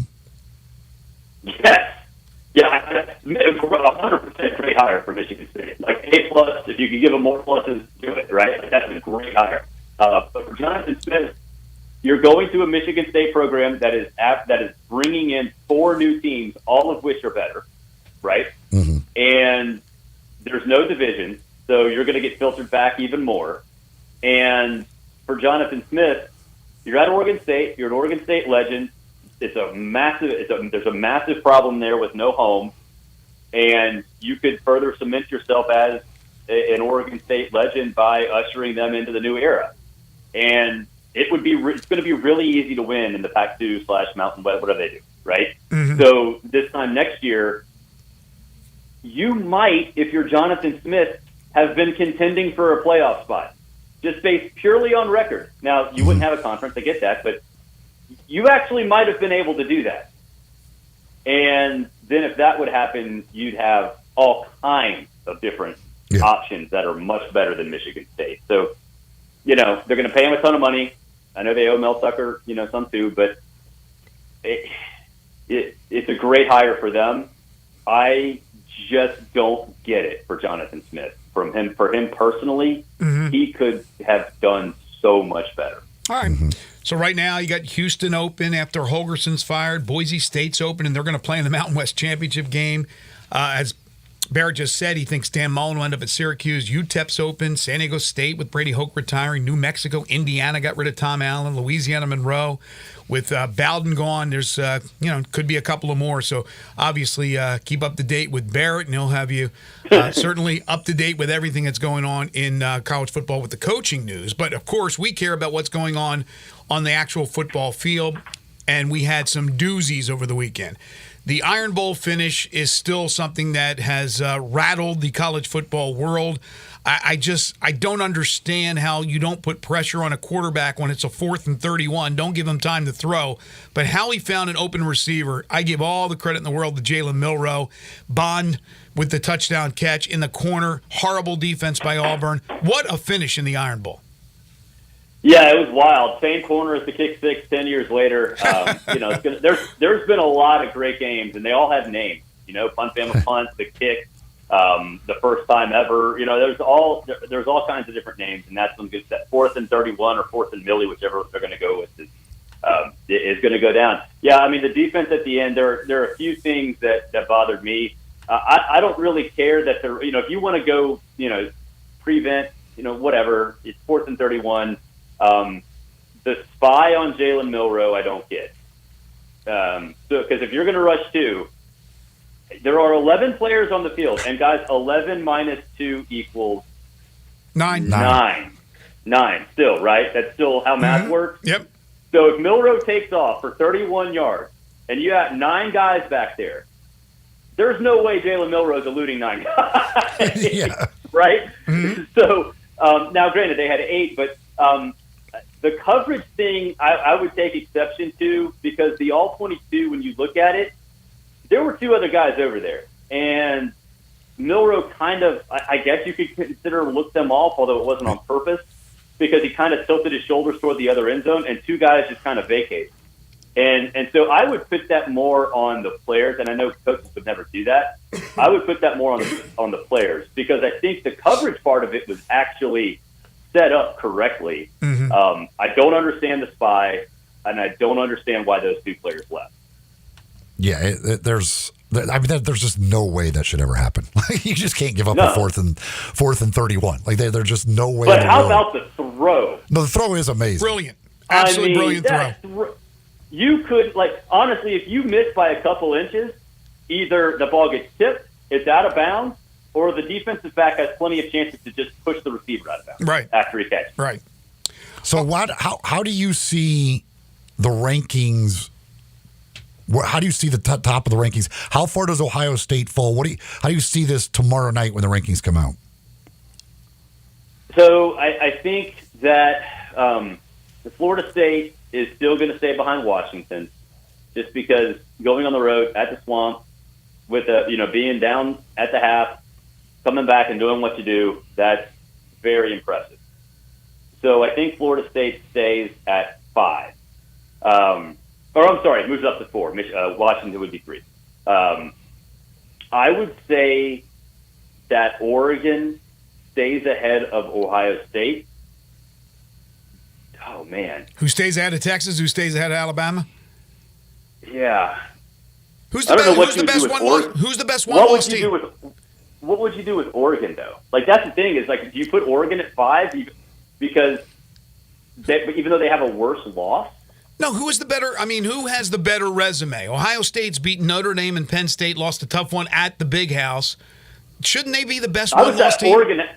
I think Oregon has the best resume of those. Do they? Over Ohio State? Yeah. Yeah. Going on the road to Corvallis, having basically swept the Pac-12 with the exception of Washington. Great defense all year long, except one game.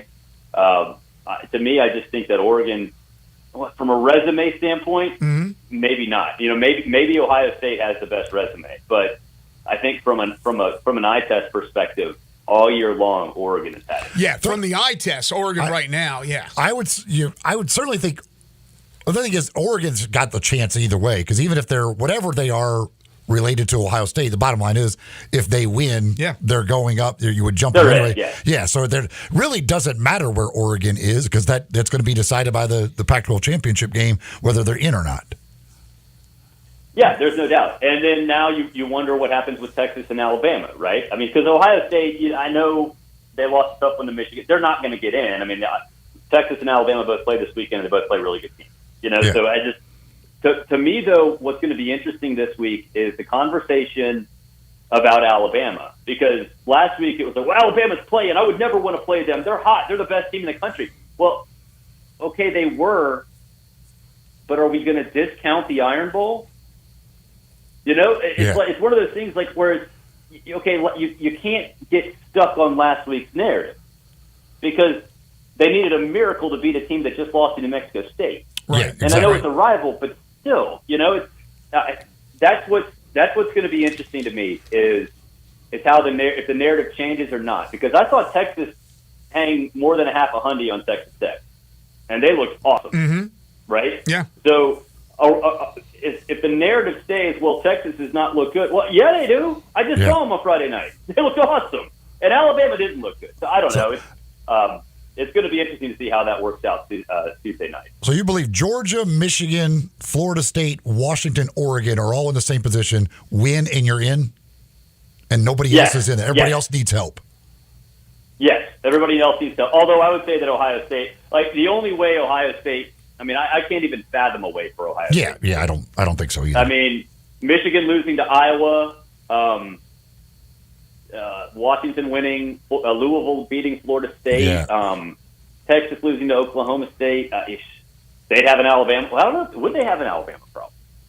I don't know. But the Alabama would have to beat Georgia. But the argument would be that Ohio State would have one loss to Michigan, which is number 2, and Oregon would have one loss to Washington, which would be number whatever. It wouldn't be higher than 2. So that would be. And I would say this: if that in that chaos situation, Ohio State would actually have a loss to the number 1 team, because Georgia would have had to lose in that chaos scenario. Oh yeah, I'm just saying if Georgia wins, they're number 1. Michigan will be number 2, assuming they beat Iowa, and Ohio State will have one loss to Michigan, the number 2 team. Or you know what? Let's do it this way: Georgia beats Alabama, Oklahoma State beats Texas, Washington wins, knocking Oregon out. Louisville beats Florida State. Iowa beats Michigan. That might open the door for Ohio State. My head, man. You're making my head hurt, Barrett. He is Barrett Sallee, CBS Sports HQ, Sirius XM College Radio. He's everywhere. Follow him on Twitter at Barrett Sallee. It's going to be fun watching these games and to talk about it next Monday. As always, I really appreciate your time. Have a great week, Barrett. Thanks, y'all. See you. Thank you, now. It's amazing that Oregon is almost a double-digit favorite against I know. Washington. I saw that. I couldn't believe it. I thought it was a misprint. That is crazy to think that an undefeated team, the undefeated team, who already won the matchup, is almost a double-digit underdog. Yes, I couldn't believe that. All right, we'll take a quick timeout, come back with our final segment in Hour 2. This is Sports 56 Mornings with Greg and Eli on Real Sports Talk, Sports 56 and 98.5 FM. You already know you can listen to Sports 56 anywhere with the Sports 56 app or at sports56whbq.com. But you can also watch us daily with live video of all of our shows on Twitter, Facebook, YouTube, and Twitch. Hey, everybody, that to-do list for the holidays? Well, you're going to want to write this down. Go to All-Star Chevy in Olive Branch. A lot of these new Silverados have red tags, and Kevin and Jeff said they'll get you financing as low as $1.9 or $2,000 cash. You can get one of these new Equinoxes with financing as low as $1.9 or $1,000 cash, and your good credit deserves it. And look, I'm out here in Olive Branch, and All-Star has any new Chevy you want. Tahoes, Trailblazers, and a lot of families I know love these new Traverses with all the cargo space and third-row seating, and so can you. And do more together this holiday season. Military, teachers, college students, healthcare, you get $500 bonus. And if you want certified pre-owned Chevys or any pre-owned car, All-Star has a lot full. Silverados, Ram trucks, here's a Nissan Rogue, Lexus, Honda, Suburbans, Jeeps. If it's not here, just ask Jeff and he'll find it for you. Remember, it's not South Haven, not Mount Moriah or Bartlett or even Collierville. It's got to be Olive Branch, people. So find new roads to All-Star Chevy today or go to allstarautogroup.com. Is your wife asking you to stop eating junk food? Well, we have you covered at Humdinger's. It's quick and it's healthy, and most important, it tastes amazing. With many choices from salmon salad to rainbow trout and grilled asparagus. Come visit us for lunch at Humdinger's, 6300 Poplar Avenue. So good, Coach Penny eats with us weekly. Don't forget, Humdinger's offers full-service catering for weddings, social events, or your corporate lunches. You can call 901-260-8292 to find out more. This holiday, the Home Depot is helping you get gifts that keep on giving by making sure they keep on going. Right now, when you buy a select battery kit from Ryobi, Milwaukee, Rigid, DeWalt, or Makita, you get an eligible tool for free. Just pick a brand, pick a battery kit, and get a tool free. Give the gift of more doing this holiday with the Home Depot. How doers get more done. Valid at participating stores and online. One per transaction. Discount taken at checkout. Full eligible tool list in store and online. Valid October 23rd, 2023 through January 28th, 2024. Bartlett Small Engine has been serving quality power equipment since 1970. They have a full line of power equipment, parts, and services for most makes and models. Bartlett Small Engines has the best brands in the power tool industry, and they're all American made. Bartlett Small Engine is your can-do store. 6780 Summer Avenue. Call 901-386-9779. Bartlett Small Engine has free pickup and delivery both at your home and curbside for lawnmowers, blowers, edgers, and any small engine. Call 901-386-9779. When you think about insurance and you want great value without sacrificing great service, I want you to think one place: the Eflin Insurance and the entire Eflin Insurance team. Matt and his group of professionals will access 10 leading companies to find the right home and auto program that fits your budget and your absolute needs. The Eflin Insurance team, the number 386-GER, 386-4777. Year-end means huge savings at Gossett Kia on the Pike with the season of giving back. How about 41 MPG for those holiday road trips? 2023 Kia Forte LXS, $229 a month, $27.99 due at signing. Family road trip, 2024 Kia Sportage LX with class-leading cargo room and rear seat legroom, $299 a month, $34.99 due at signing. And get where you're going for less in a 2023 Kia EV6 Wind, 134 City, 101 Highway MPGE, $379 a month, $49.99 due at signing, all 36-month lease. Plus a free charger with your EV purchase and Kia's 10-year, 100,000-mile powertrain limited warranty. Ask for Bobby J. He's ready to put you in a new Kia today. Gossett Kia, 1900 Covington Pike, or online, KiaCovingtonPike.com. If you want it, we got it at Gossett Motor Cars. All 36-month lease, $650 acquisition fee. Must finance through Hyundai, Forte LXS, PE 694,095, MSRP 21,610, Sportage R722, 7239, MSRP 28,715, EVP 560, 3393, MSRP 50,200. Includes all rebates and incentives. Excludes tax, title, and license. See dealer for complete details. Offer valid through 11/30/2023 with approved credit. Dealer stock only. Now back to Sports 56 Mornings on Sports 56 and 98.5 FM. This hour is brought to you by James Gaddis Jewelers. Diamonds are forever. Woo! Here once again, Greg Gaston and Eli Savoy. We're going to talk some NFL in hour number 3. There is a report from Ian Rappaport that the Panthers have parted ways with head coach Frank Reich. Wow, that was quick. David Tepper, the owner of the team yesterday, was quoted as dropping the F-bomb after a game.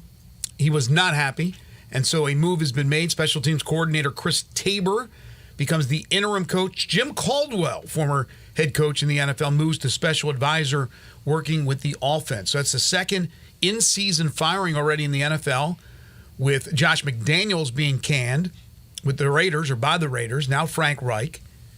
Brandon Staley's days are probably numbered. Yeah, when I saw the stuff from the owner, that's not a good sign for a head coach. No, that usually leads to coaches getting fired. He's letting the expletives fly. What's that? Tepper had a temper. Tepper had a temper. And that's I would guess Frank Reich probably knew that was not going to be a good day for him today.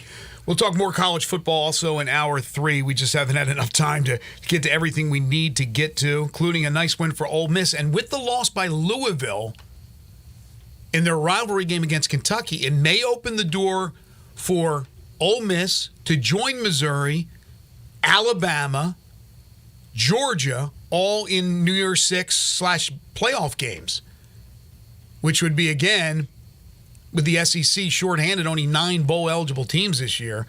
That causes a mess, but Ole Miss has a chance to possibly play another New Year's Day game, New Year's Six game, because of their win in the Egg Bowl over Mississippi State and the loss by Louisville to Kentucky. It was not a pretty win, that's for sure, but it was a win. Yeah, they did not picture Jackson Dart throwing for less than 100 yards and Ole Miss getting the win. Yeah, even though Pete Golding's done a nice job, you don't expect the defensive battle, but Ole Miss was able to get that win in Starkville.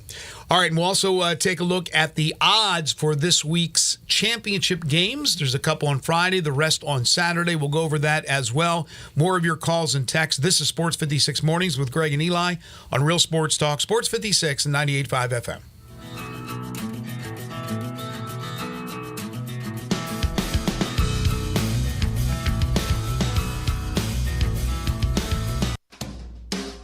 Hi, this is Lauren Choate with Choate's Air Conditioning, Heating, and Plumbing. Fall is in the air, and so are Choate's Early Bird Specials. Right now, receive $1,000 off the purchase of a new Carrier gas furnace. Carrier furnaces come with some of the best warranties in the industry, and Choate's has been professionally installing them for over 60 years.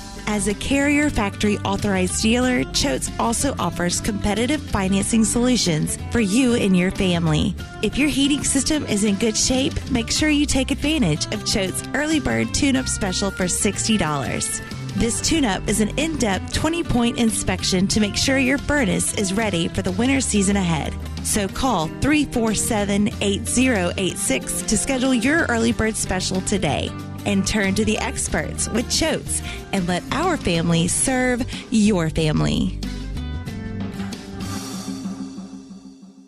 All 36-month lease, $650 acquisition fee must finance through Hyundai. Forte LXS PE 694,095, MSRP 21,610. Sportage R722, 7239, MSRP 28,715. EVP 560, 3393, MSRP 50,200. Includes all rebates and incentives. Excludes tax title and license. See dealer for complete details. Offer valid through 11/30/2023 with approved credit. Dealer stock only. Got Jeff Allen here from Gossett Kia, South Mount Moriah. Hey, Jeff, you ready for the holidays with the season of giving back? I'm ready to give out some great holiday gifts and save you some big bucks. Perfect for the holiday road trips. 41 MPG Highway in a new 2023 Kia Forte LXS, $229 a month. $27.99 due at signing. Or a big family that needs more room? 2024 Kia Sportage LX with class-leading cargo room and rear seat leg room, $299 a month. $34.99 due at signing. What about an EV? 2023 Kia EV6 Wind, 134 City, 101 Highway, MPGE, $379 a month. $49.99 due at signing. All 36-month lease. Plus a free charger with your EV purchase and Kia's 10-year, 100,000-mile powertrain limited warranty. The way they live in Horn Lake, South Haven, Olive Branch, or Memphis, you'll be happy at Gossett Kia on Mount Moriah.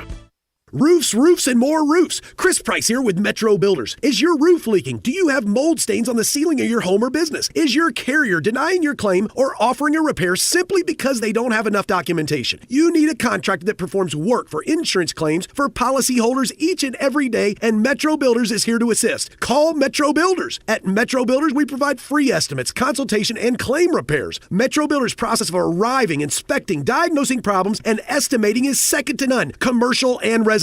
Our team of Hague-certified technicians are standing by to assist you with providing estimates and photos to your carrier to document your loss. All you owe is what your policy states. No large fees on top of the final scope. We use high-grade materials and are certified by companies like Atlas, CertainTeed, Owens Corning, and Mulehide with labor warranties up to 50 years on all of our jobs. Metro Builders provides roof repairs across the Mid-South. Call Metro Builders to schedule your inspection free. Call me. 901-375-1717. That's 901-375-1717. East Memphis Ace Hardware is more than just a hardware store. It's really a customer service store. With 20 employees along with complete inventory of items, big to little, finding what you need is easy. Choosing from a complete selection of Big Green Egg as well as Traeger and Weber grills. And the Garden Center has everything for your yard. You can get glass cut, repair screens, even new keys with key fob programming. Tools, nuts, bolts, screws, you need it. East Memphis Ace Hardware has it. And they're just down the street at the corner of Quince and White Station. Now, this is the weather Sunrise was made for. You can enjoy sunrise downtown on Jefferson or sunrise east on Poplar all year long.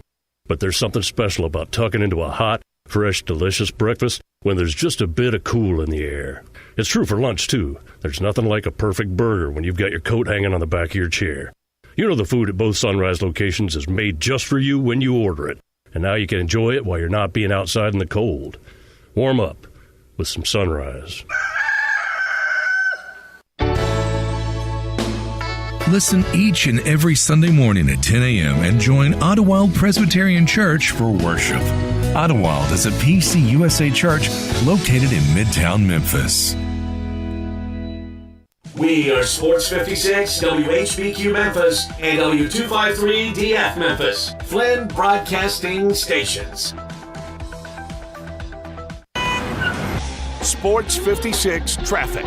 Good morning. They're trying to clear a wreck up over here on 40 eastbound right at Jackson Austin P Highway. That's had traffic a little bit slow. It's been pretty wild today on Bill Morris Parkway as they finish up the paperwork on that earlier wreck on 385 coming westbound at Kirby. That's really delayed. A lot of folks coming in from Collierville this morning. That earlier shootout didn't help rush hour traffic by no means. Happened earlier this morning on 240 westbound at Getwell. That's why traffic's been unusually slow on 240 coming off 385 Bill Morris Parkway going westbound on 240 crawling at times from Mount Moriah all the way up to Getwell. Hey, don't miss it this holiday season. Enchanted Garden of Lights at Rock City in Chattanooga. Log on to CRockCity.com. I'm Commander Chuck with your on-time traffic.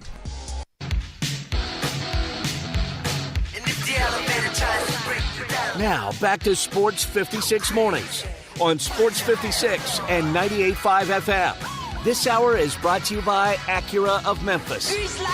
Here once again are Greg Gaston and Eli Savoy.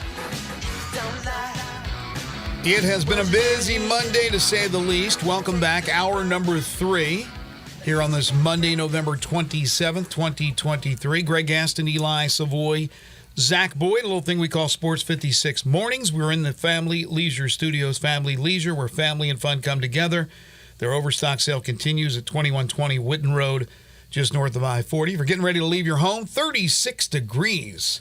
It is a sunny day, though, today. We're looking at a high of 47. Mostly clear tonight with a low near the freezing mark, 32 degrees. Then tomorrow, mainly sunny with a high of 49. Hour number 1, we talk plenty of basketball. The Grizzlies' woes, Memphis Tigers basketball coming back from the Bahamas 2-1. We talked plenty of Tigers football and college football in hour number 2. We were joined by Barrett Sallee. We'll continue talking college football in hour 3, plus the NFL, and continue to take your calls and texts at 901-360-8255, the Sports 56 listener lines. All right, so here are the lines for this weekend's championship games. Friday, it is Conference USA, New Mexico State. What a story. 10 wins and 3 losses. They clobber Auburn, and then Auburn goes down to the wire with Alabama in the Iron Bowl. Jerry Kill's got to get some Coach of the Year votes. They're going to play undefeated Liberty. I've never been excited for a Conference USA championship game unless Memphis was involved. I don't even remember if they were. 12-0, Liberty. New Mexico State 10-3. Liberty is a 10.5-point favorite. Again, Liberty's in position to get the New Year's Six if Tulane loses. Oregon and Washington, Pac-12 championship game. Oregon, as we talked about, Eli, somehow a 9.5-point favorite in that one. Yeah, I did not expect that line to be that big. I figured Oregon would be the favorite. I would never thought it would be nearly double digits. That is Vegas has a lot of respect for the Ducks. Let's just say that. And it's almost like they're begging you to take Washington, which means Oregon probably will blow them out. Big 12 championship, Texas is a 14.5-point favorite over Oklahoma State. I wonder if Oklahoma State had lost to BYU and they won in double overtime, Oklahoma would have gotten in. What do you think the line would have been in the rematch, Oklahoma and Texas? A lot less than 14.5, right? Yeah, I would say that probably would have been down, right Six? around 7.5, something like that. MAC championship. Miami of Ohio 10-2. Toledo 11-1. Toledo was in the polls this week. Toledo's an 8-point favorite. Boise State, through the computers, I don't know, some kind of mess in the Mountain West. They fired their coach. Memphis beat them. They're in the Mountain West Championship, and they're going to play against Barry Odom's UNLV Running Rebels. Another great story this year in college football. Mountain West Championship, Boise a 3-point favorite. Yeah, Barry Odom very quietly did a really good job this year, obviously, at UNLV to get them into that championship game. Certainly not a great year for the Mountain West overall, but especially when you got a team that fired their coach in the championship game and the favorite. But yeah, Barry Odom, congratulations to him. That's a heck of a job he did in year one out there at UNLV. I think I read where that's only the second time that's ever happened that a team went to their conference championship game after firing their coach during the season. You know who the other one was? I do not. It was USC when Clay Helton took over for... Why am I forgetting his name? Clay Helton had taken over for... He took over for Orgeron or Kiffin? Who did he take over for? I can't remember. Zach, look that up, What please. was the order of coaches? Who did Clay Helton take over? Orgeron, right? No. It wasn't Orgeron. Mid-season or sometime during the season, late in the season probably, they fired their coach. Clay Helton took over. He had to be Kiffin then, right? Was he Kiffin? Was it Kiffin? Am I missing somebody else? I don't know. We'll see if we can find that out. I don't know why it's escaping me, but it is. Oh, Sarkisian. I knew there was another. Yeah. I knew there had to be another coach. I didn't think it was Kiffin or Orgeron. So anyway, that's only the second time that's ever happened with the Vols getting fired by Boise State. Alabama and Georgia. Georgia's a 5-point favorite. I thought it was going to be a touchdown at least. Yeah, certainly with the way Alabama looked against Auburn. But I think in those rivalry games, weird things can happen at times. And Alabama's still an extremely talented bunch. And Milroe continues to play the way he has been doing. It certainly figure they will be right in that game. The American Championship, Tulane and SMU. Tulane 11-1, SMU 10-2 overall. Tulane a 4-point favorite. Game is in New Orleans. They get the host. But again, Tulane wins. They're going to the Fiesta Bowl. I don't think there's any doubt. They lose. I think the American's not going to get a team in because more than likely Liberty, unless Liberty loses, I don't know what's going to happen if that's the case. But I think this basically comes down to Tulane winning, they're in. And if not, Liberty wins and Tulane loses, Liberty gets to go. Wouldn't you think so? Yeah, based on current rankings, I don't see why that wouldn't be the case. Yeah, and we'll see tomorrow night when the latest rankings come out. Sun Belt Championship, you got Troy had a good year, 10-2. App State 8-4. Big Ten Championship, who cares, right? Michigan a 23-point favorite over Iowa. Iowa can't score. This game has 38-3 written all over it, doesn't it? I wouldn't say 38-3 because that would take it over the total, and Iowa never goes over the total. They had 23.5. And they had 17 points at halftime combined. It's like, all right, they're finally Iowa. There's an Iowa game that's going to go over. Nope, can't get there. Just cannot get there. If you can't hit an over at 23.5, that is, it's unbelievable. It is unbelievable. Did their game against Penn State go over? I don't know for sure if it did or Penn not. State beat them easily, but again, Iowa didn't score. I don't know what the total was on that one. It was 31-3 that they lost, but I'm not sure what the total was for that game. I don't know. Michigan's going to win 35. It was actually 31-0. 35-3, 30. Iowa can't score. The Big Ten that game was going to suck. That game was under. That went under too. Well, and then the ACC championship. You got Florida State. You got Louisville. Florida State's a 3-point favorite. Louisville loses the slugfest against their rivals from Kentucky. Florida State goes into the swamp with the backup quarterback who gets knocked out, by the way, for a second. And the Lausanne product comes in. Mm-hmm. Brock Glenn. Mm-hmm. He comes in for a couple of plays. I thought for a second there, holy smokes, the kid from Lausanne is going to have to lead him into the ACC championship. Is he going to be ready? But then, what's his name? Rodemaker was able to come back in and finish the game. So congratulations to Mike Norvell's team. They are a win away from going to the 14 playoff. Yeah, it's hell of a year. They've lived up to the expectations.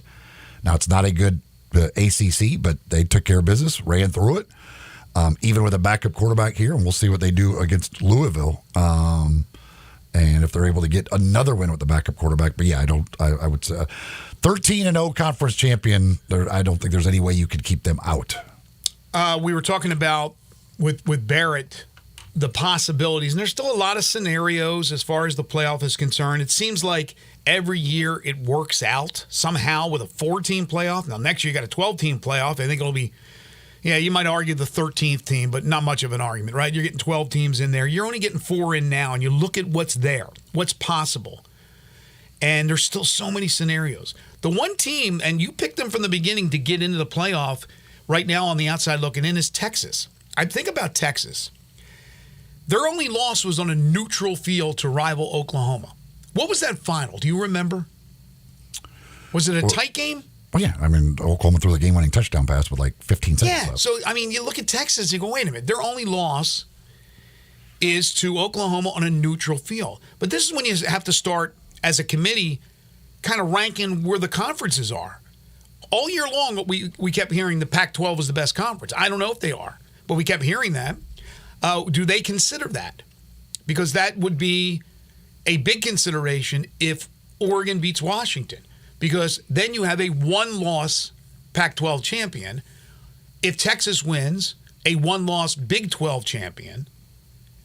So you start to get into... Well, Oregon's only loss would be on the road to a Washington team. A team that was... And a game where you had a game-tying field goal at the very end against a team that's been in the top 5 all year long. Right, so, but what I'm saying... Their loss would be better than Texas's. Right.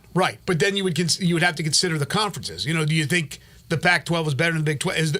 I know the Pac-12 is considered better than the Big 12, so it puts another egg in the basket for Oregon to get in as a one-loss team.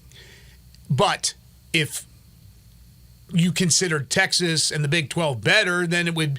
it would throw more ammunition into that argument. I'm not saying that would happen, but that's certainly what it comes down to. If it happens to be that. If not, you have Georgia, Florida State, Michigan, and Washington all controlling their own destiny. If all 4 of those teams win, they're all undefeated. There's your 4 teams in the playoff. It's simple. It's tough, but Oregon would be left out. Obviously, they would have 2 losses. Alabama would be left out. They have 2 losses. Texas would be the one that you go, gosh, they're the Big 12 champions, and they're left out with just the 1 loss. But that is it. You can only get 4 teams in a 14 playoff. Yeah, that's in a 14 playoff, good teams can get left out, and certainly it could very well happen to Texas. And again, I think there are 5 teams that control their own fate. Everybody else is looking for help. And I'm sure there will be, Texas and even Ohio State and others who will be rooting like heck for Louisville. Yeah, absolutely. Because that certainly Louisville has no chance at going. So, even with Alabama and some of these others, now granted, there will be teams, they'll be rooting for Oklahoma State against Texas as well, because they want these teams to win that have no chance at going to the playoff. So that moves them up the line. But I think the undefeateds and then the Pac-12, both teams in the Pac-12 game are in a simple thing of win and you're in. Everybody else is looking for help somewhere. Yeah, and I forgot to throw Ohio State also in that mix with Texas and with whoever else I said one-loss teams. Yeah, again, Oregon beats Washington. Washington's a one-loss team. Oregon's a one-loss team. Ohio State's a one-loss team. Texas, if they win the Big 12 championship, they're a one-loss team, and they're all really, really good. Ross Bjork, Texas A&M AD, former Ole Miss AD, has spoken about his hire of Mike Elko. Coach Mike Elko is one of the best leaders and coaches in college football and has had high-level success at each stop of his career. He is known amongst coaching circles as one of the best defensive minds in the country and has shown the ability to lead and turn around a program as a Power 5 head coach. He was doing a good job with Duke. Duke started to fade. Now, Riley Leonard got hurt, so that certainly hurt him. I like Elko. I just have some kind of, in my mind, I want to hire offensive guys. I don't want to hire defensive guys, but that's just me. Obviously, Ross Bjork thinks differently and hires Mike Elko.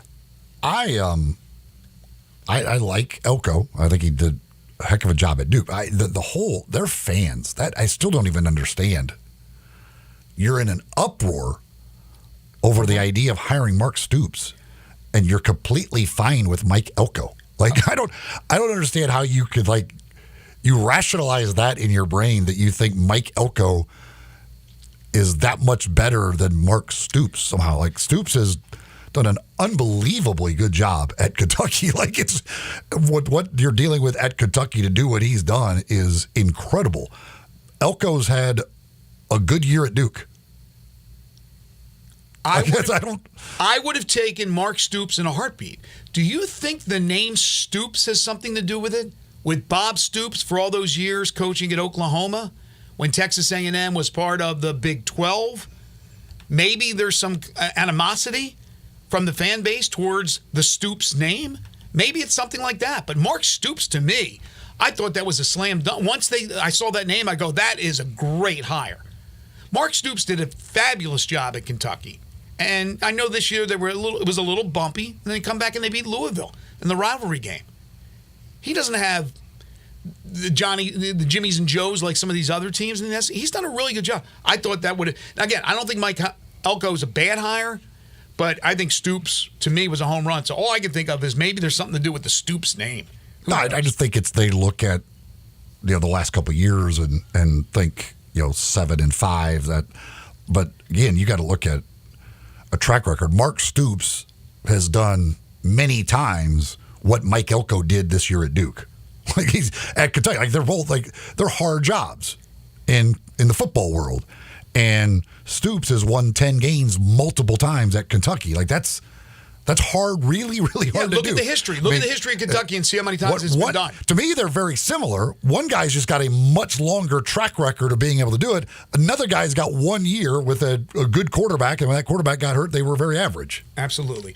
A quick baseball note, then we'll take a timeout. We'll come back, and we'll get into the NFL. But the Cardinals continue to make moves in the offseason, according to reports. Ken Rosenthal reporting.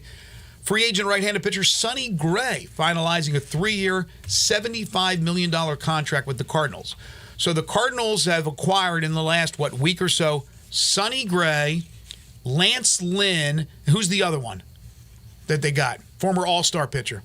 Kyle Gibson. So they got Gibson, they got Gray, they got Lance Lynn in the last week or so. They're trying to upgrade that old pitching staff. Yeah, they need to. They're putting the efforts in and spending the money as the Shohei watch continues and see what all happens there. And then, of course, got some of these other guys coming over from Japan that are going to be a bidding process for those as well. So things will start heating up here as far as the old hot stove league is concerned. East Coast Wings and Grill, folks, if you are looking to watch the action when it is on, whether it be Tigers basketball, Grizzlies basketball, the college football championship games coming up this weekend, NFL football, and of course tonight you got Monday Night Football. East Coast Wings and Grill is the place to do it. They've got great TVs to watch all of the different action while enjoying some great food and great drinks.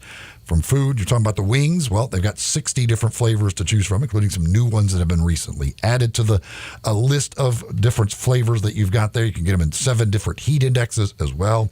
Plus, they've got their flatbreads and their delicious burgers and other sandwiches and salads and things all on the menu there. Of course, drinks, 24 draft beers on tap, along with many, many others.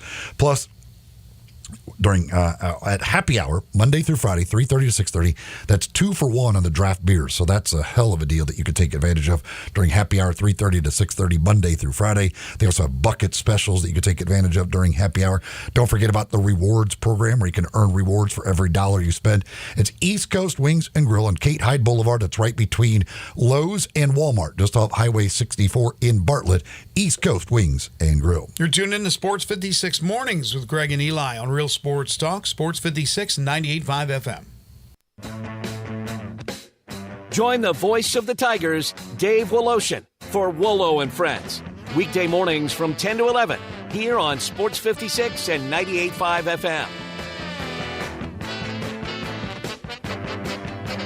All 36-month lease, 650 acquisition fee. Must finance through Hyundai. Forte LXS PE 694,095, MSRP 21,610. Sportage R722, 7239, MSRP 28,715. EVP 560, 3393, MSRP 50,200. Includes all rebates and incentives. Excludes tax title and license. See dealer for complete details. Offer valid through 11/30/2023 with approved credit. Dealer stock only. Got Jeff Allen here from Gossett Kia, South Mount Moriah. Hey, Jeff, you ready for the holidays with the season of giving back? I'm ready to give out some great holiday gifts and save you some big bucks. Perfect for the holiday road trips. 41 MPG highway in a new 2023 Kia Forte LXS, $229 a month. $27.99 due at signing. Or a big family that needs more room? 2024 Kia Sportage LX with class-leading cargo room and rear seat leg room, $299 a month. $34.99 due at signing. What about an EV? 2023 Kia EV6 Wind, 134 City, 101 Highway, MPGE, $379 a month. $49.99 due at signing. All 36-month lease. Plus a free charger with your EV purchase and Kia's 10-year, 100,000-mile powertrain limited warranty. So whether you live in Horn Lake, South Haven, Olive Branch, or Memphis, you'll be happy at Gossett Kia on Mount Moriah. How long has it been since you heard the term being overstocked? Well, it's happened at Family Leisure. Yep. That means you get the savings, like select patio sets that are up to 50% off. If you need a play gym, you're in luck because they're also overstocked and start at under $2,000. Pool tables and game room items up to $700 off of in-stock items. Saunas, massage chairs, arcades, even theater seating. Special financing is available with free delivery. Family Leisure is extending sale pricing on all in-stock hot tubs and swim spas. And if you need supplies to close up your pool for the winter, Family Leisure has them up to 30% off. It's been a while since you've heard of an overstock sale, but Family Leisure is right in the middle of one. Huge deals and a huge overstocked inventory. That means great savings for you. It's happening now at Family Leisure, Whitten Road at I-40, where family and fun come together. Cashback is not available on gas in New Jersey and Wisconsin.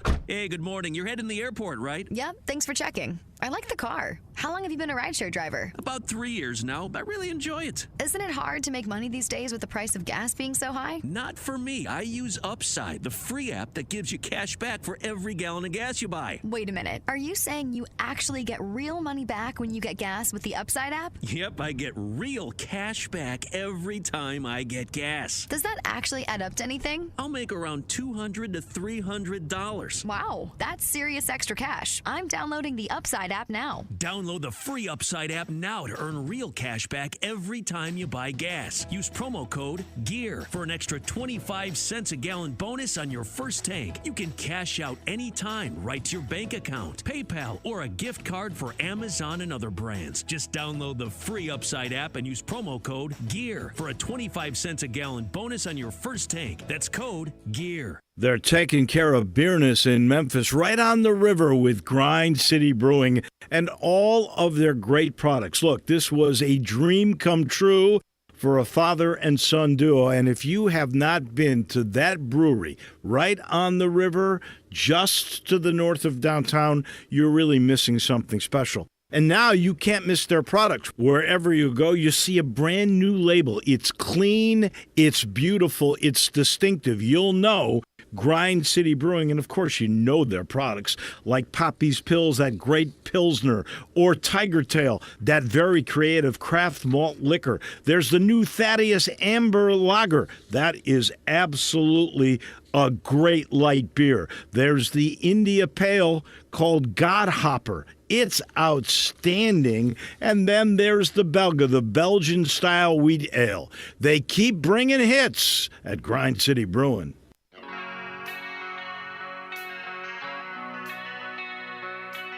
Now back to Sports 56 Mornings on Sports 56 and 98.5 FM. This hour is brought to you by Acura of Memphis. Power is everything. Here once again, Greg Gaston and Eli Savoy. This hour is indeed brought to you by Acura Memphis on Ridgeway, right there at 385. That's where you'll find them. That's where you're going to find some beautiful automobiles. New vehicles, of course, all those beautiful Acuras, plus pre-owned vehicles, certified pre-owned Acuras, a part of that lineup as well. If you go to AcuraMemphis.com, you can check out the entire inventory of pre-owned vehicles, plus get all the information you need on all the different models of Acura.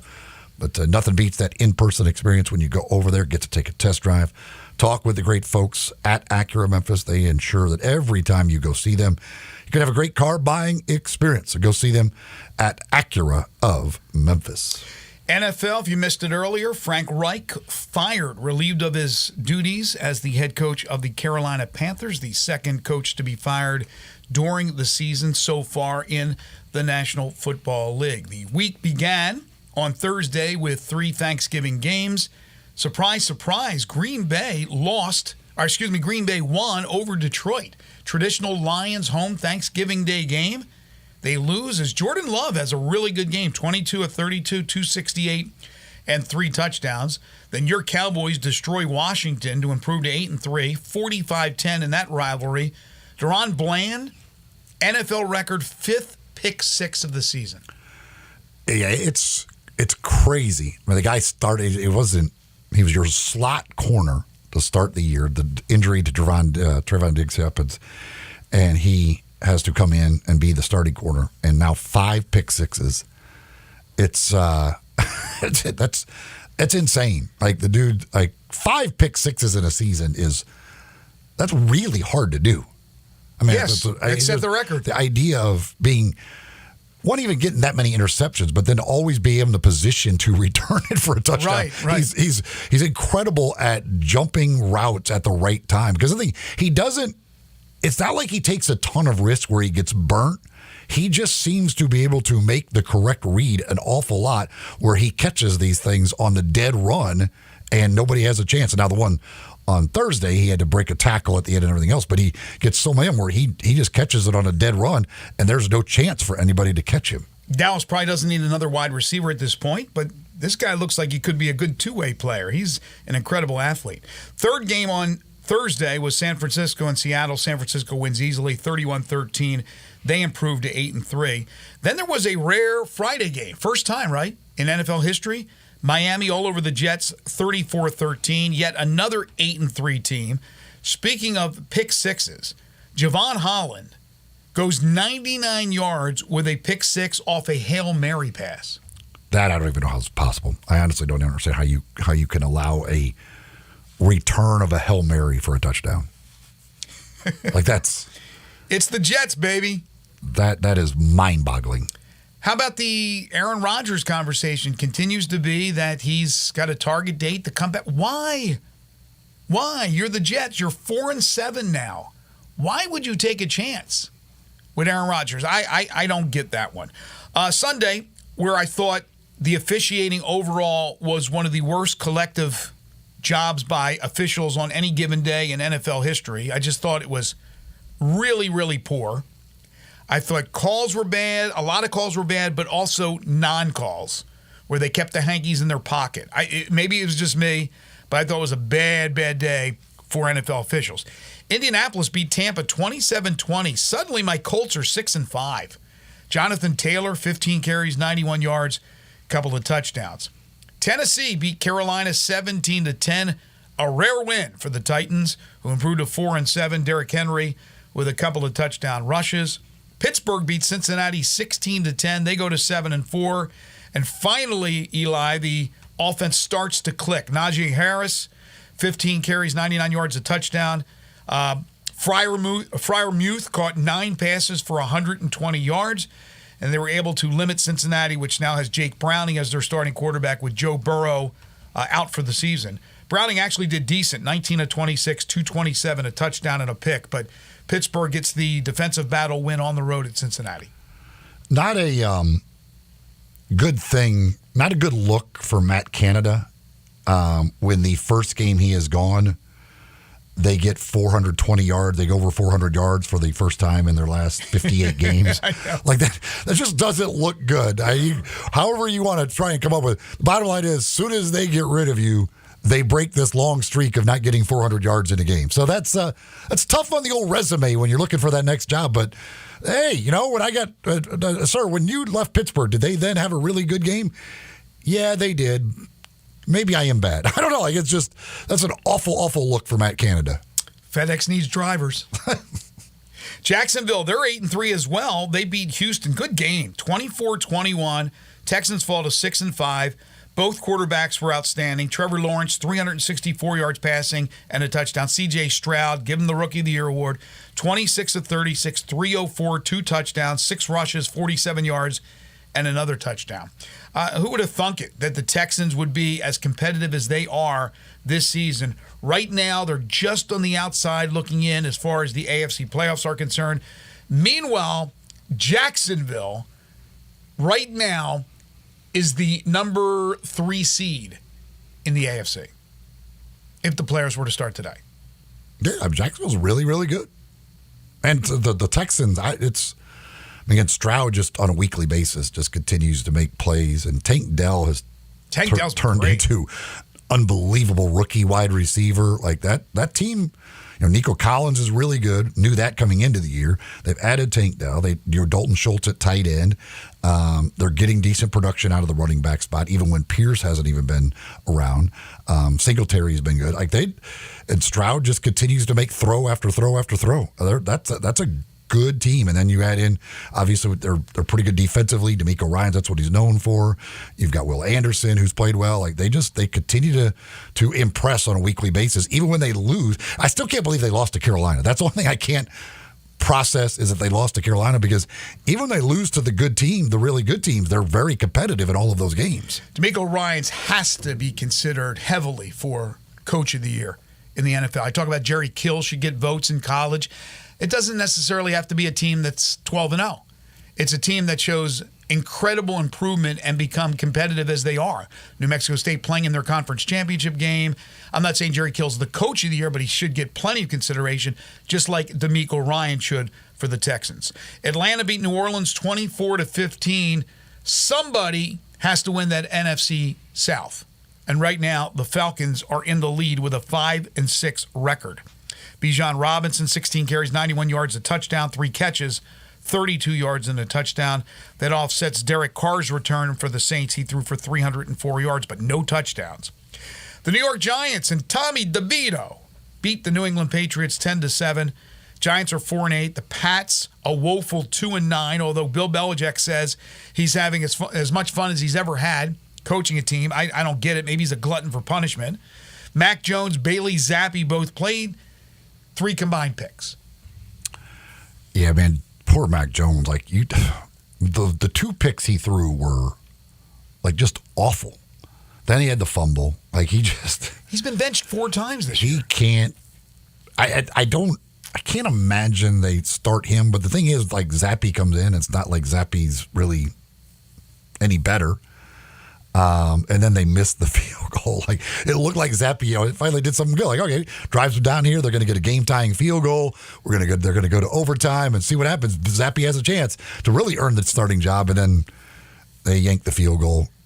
And if the look on Bill Belichick's face after that field goal missed is him having the most fun he's ever had coaching a team, I got to question that. Yes, I guess we got to take into consideration who he is. He looked like he was going in for a prostate exam. Exactly. At that point. I don't think that's a coach that was having fun. Dude is schleprock. Maybe having fun is the opposite. It's a bizarro world type thing.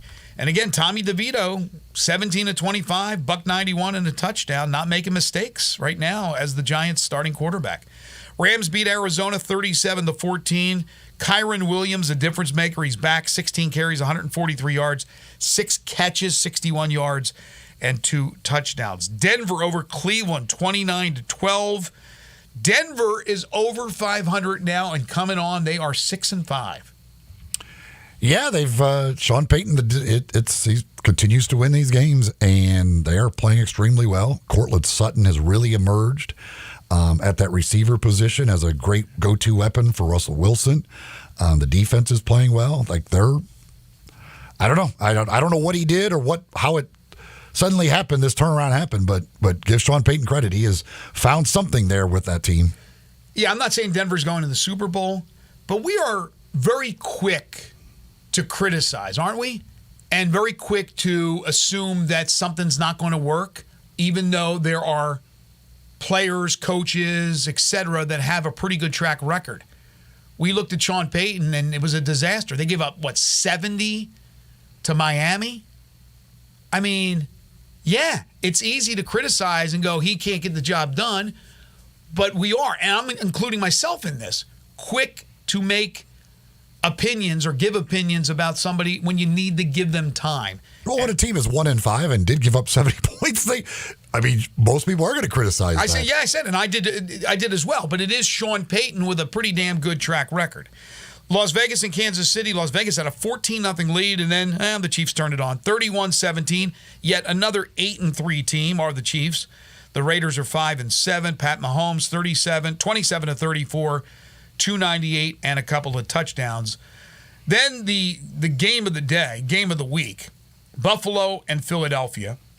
At the link, Philadelphia wins it in overtime, 37-34. Some of the highlights. First of all, you had Josh Allen hitting Gabe Davis with $1:51 to go to give Buffalo the lead. Then here come the Eagles, and our buddy Jake Elliott, in the wind, in the rain, kicks a 59-yard field goal to tie it up. He is phenomenal. He doesn't miss in those situations. 9 for 9 now in his career. And those situations, last 2 minutes are in overtime for kicks that either tie or give the team the lead. And I mean, that's 59 yards in that stuff. When they brought him out, I'm like, man, this is asking too much. He drilled that thing. Absolutely drilled it. Kept it low, didn't go up in the wind. That's incredible. I don't know. The Eagles they go into the fourth quarter seemingly every week now trailing. They still find a way to win. Buffalo could not stop them at all in the second half, basically the fourth quarter, overtime, everything. Buffalo had the chance on the third down play where Allen and Gabe Davis weren't exactly on the same page. But you knew once they had kicked the field goal, you're just like, well, based on what has happened in the fourth quarter, Eagles are probably going to go down and score a touchdown right here because they had no answer whatsoever for them defensively. And for Josh Allen now to be 0-6 in overtime games is just a weird style. It doesn't really make sense, a guy that good, but just cannot win in overtime at all. Yeah, I don't know if it's bad luck. He had the miscommunication with Gabe Davis. I don't know if he threw it too fast. Davis went to the outside. If he cuts to the inside, or is that right? Yeah, it's a touchdown. Instead, they come up short. They get the field goal. Jalen Hurts gets the 12-yard touchdown run. I just love Jalen Hurts. Is he right now the MVP? Probably, with the fact that they're 10-1. They're 10-1, and again, and they keep rallying in the second half. They keep trailing at halftime. Hell, they keep trailing going into the fourth quarter, and they still find ways to win the games. And he continues, even again with A.J. Brown not doing much. 2 weeks in a row that A.J. Brown hasn't done much. He's found a way to do it with Devontae Smith. They don't have Dallas Goedert, and he still is finding ways to do it. He's not even healthy, really, and he's running. He's doing all the things he needs to do. They just find a way to win every single week. And, now they've got San Francisco, then they've got Dallas again. This schedule's brutal, but they're just finding ways week after week between the Dallas game, the Kansas City game, this game. They just seemingly find a way to win all of these close games. On the other side, Buffalo's finding ways to lose. I still think this is a very good Buffalo team, and they're sitting here at 6-6. And right now on the outside looking in. I'm going to go over that real quick in just a moment, the situation right now in the standings. And then the Sunday night game, Baltimore over the Chargers 20-10. Lamar Jackson becomes the fourth quarterback to rush for 5,000 yards in a career. Zay Flowers, a touchdown catch and a touchdown reception. The rook from BC having a big year. Baltimore 9-3, Chargers 4-7, and I think Brandon Staley is probably the next head coach to lose his job. Yeah, I don't know how he could possibly hold on to it. I mean, again, the defense has been terrible. That's his specialty, and he is the play caller there. They bring in Kellen Moore. That has not really worked for them offensively. It's just that team has way too much talent to be as bad as they are. You look at Herbert, you look at Keenan Allen, and I know they got the injury with Mike Williams on the offensive side. Eckler.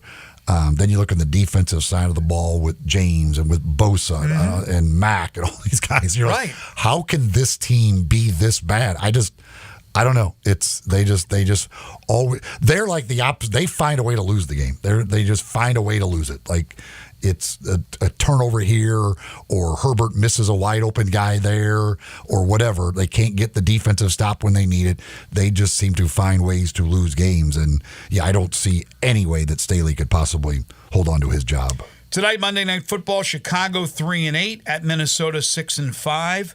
Justin Fields back in quarterbacking for the Bears. He's fun to watch, but Josh Dobbs is the guy I'm real excited to continue to watch. He just finds ways most of the time. I know they didn't get the win last week, but Josh Dobbs has done a great job since coming to Minnesota. Right now, AFC, if the playoffs were to start today, Ravens the 1 seed, Chiefs the 2, Jags the 3, Dolphins the 4. Then your wildcard teams, Steelers, Browns, and the Colts, but close. Texans, Denver, Buffalo, even Cincinnati. In the NFC, Eagles 1, 49ers 2, Lions 3, Falcons 4, because they're a divisional leader at 5-6. Cowboys at 8-3, a wild card. Vikings and Seahawks. And then right behind, you still have alive the Packers, the Rams, the New Orleans Saints. That added wild card, now with 3 wild cards that they've had now for a number of years, keeps a lot of teams still in the mix late in the season, which I like. The Cowboys, this is going to be very interesting. Their month of December schedule is absolutely brutal. And to this point, they have basically been the Memphis Tigers. They beat teams that they supposed to beat. Mm-hmm. They've played 2 winning teams, and they've lost to both of them. And now they've got winning teams coming up. You've got the Seahawks, the Eagles, the Bills. Well, the Bills, I guess, are at 500 now. The Dolphins and the Lions. Wow. That's their stretch of games coming up. Dak's smokes. playing great, and they look great, but it's against bad teams. Right. That's one thing different than, I guess, than them and the Tigers. At least they do kill these bad teams when they play them. But again, they play winning teams. They've played 2 of them. They've lost both those teams. They're one of, I think, 4 teams in the NFL without a win against a team with a winning record. So, I don't know. This final stretch here, going to be very interesting to see where things go. It seems like they're playing really well, but they've got this long home winning streak. I would think they'll beat the Seahawks on Thursday. They should. Then you've got that Eagles game at home. The Eagles keep winning, but if you could beat them, all it takes is 1 more loss, and then you're suddenly tied possibly with them, and still a chance to win the division if you're the Cowboys. But it would be nice if they could get somebody else, maybe it's the 49ers this week, to beat the Eagles.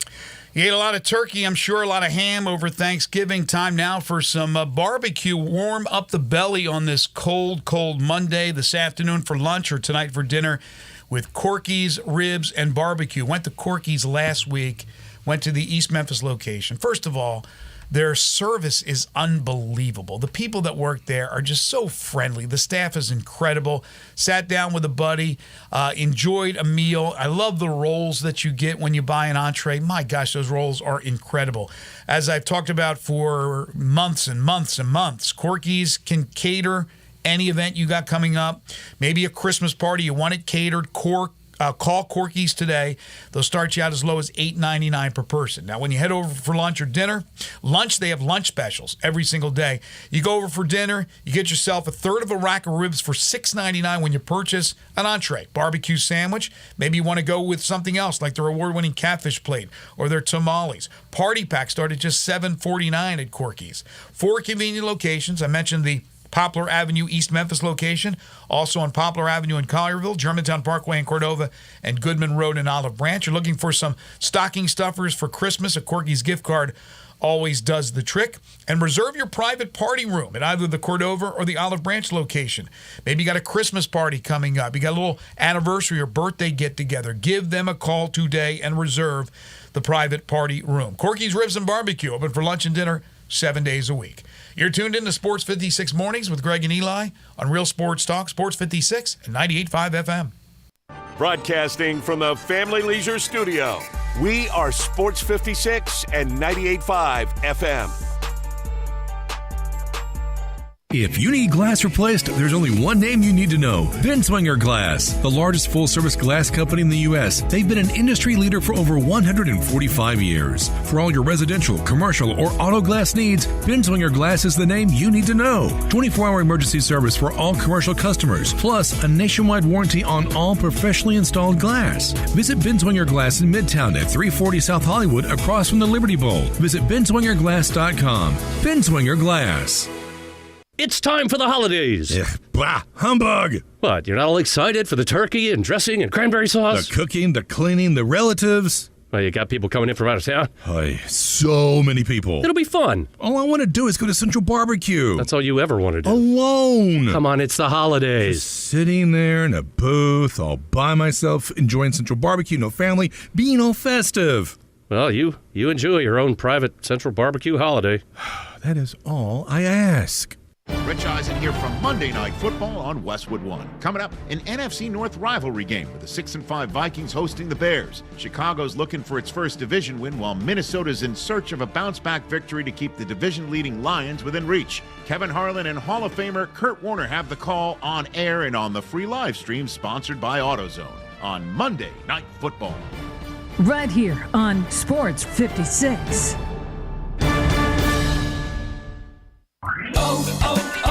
O'Reilly. Protect your engine better with Syntec Full Synthetic High Mileage Motor Oil, only at O'Reilly Auto Parts. Syntec High Mileage is formulated for today's engines with over 75,000 miles. Now get 5 quarts of Syntec High Mileage and a MicroGuard Select oil filter for just $34.99. Limit supply. Visit O'Reilly Auto Parts for details. O'Reilly Auto Parts. At Grainger, we're for the ones who specialize in saving the day and for the ones who've mastered the art of keeping business moving. We offer industrial-grade supplies for every industry with same-day pickup and next-day delivery on most orders, all backed by real people ready to help. So you can get the right answers and products right when you need them. Call quickgrainger.com or just stop by. Grainger, for the ones who get it done.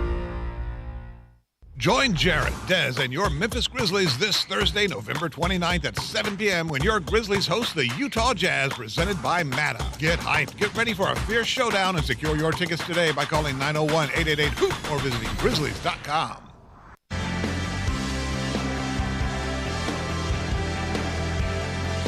Now back to Sports 56 Mornings on Sports 56 and 98.5 FM.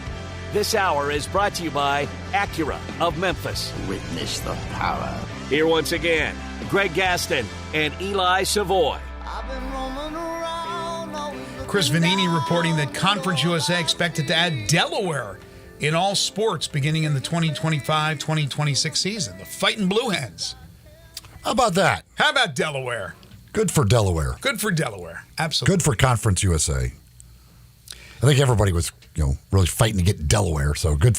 Conference USA won the battle. They get Delaware. Delaware back in the day used to play in the Boardwalk Bowl a lot. They were 1AA, still 1AA, coached by a guy named Tubby Raymond. Did they have the Park Place Bowl? No, it was the Boardwalk Bowl. And it was played at Convention Hall. More of a Ventnor Avenue Bowl. That's where I live, in Ventnor. But the son of Tubby Raymond, the longtime head coach he's been dead for a long time now, but when I grew up, he was the man. His son, David Raymond, became the Philly Fanatic. He invented the Philly Fanatic character. By the way, you were talking about officiating in the NFL. Mm-hmm. The missed face mask call in the Alabama-Auburn game. Oh, my gosh. Maybe the worst call or non-call that I've ever seen in a football game. I have no clue how you can miss a guy basically getting his head ripped off. And even make it worse by throwing the flag that everybody assumes is for the face mask and then announcing it as a block in the back. So it goes against you. Yes.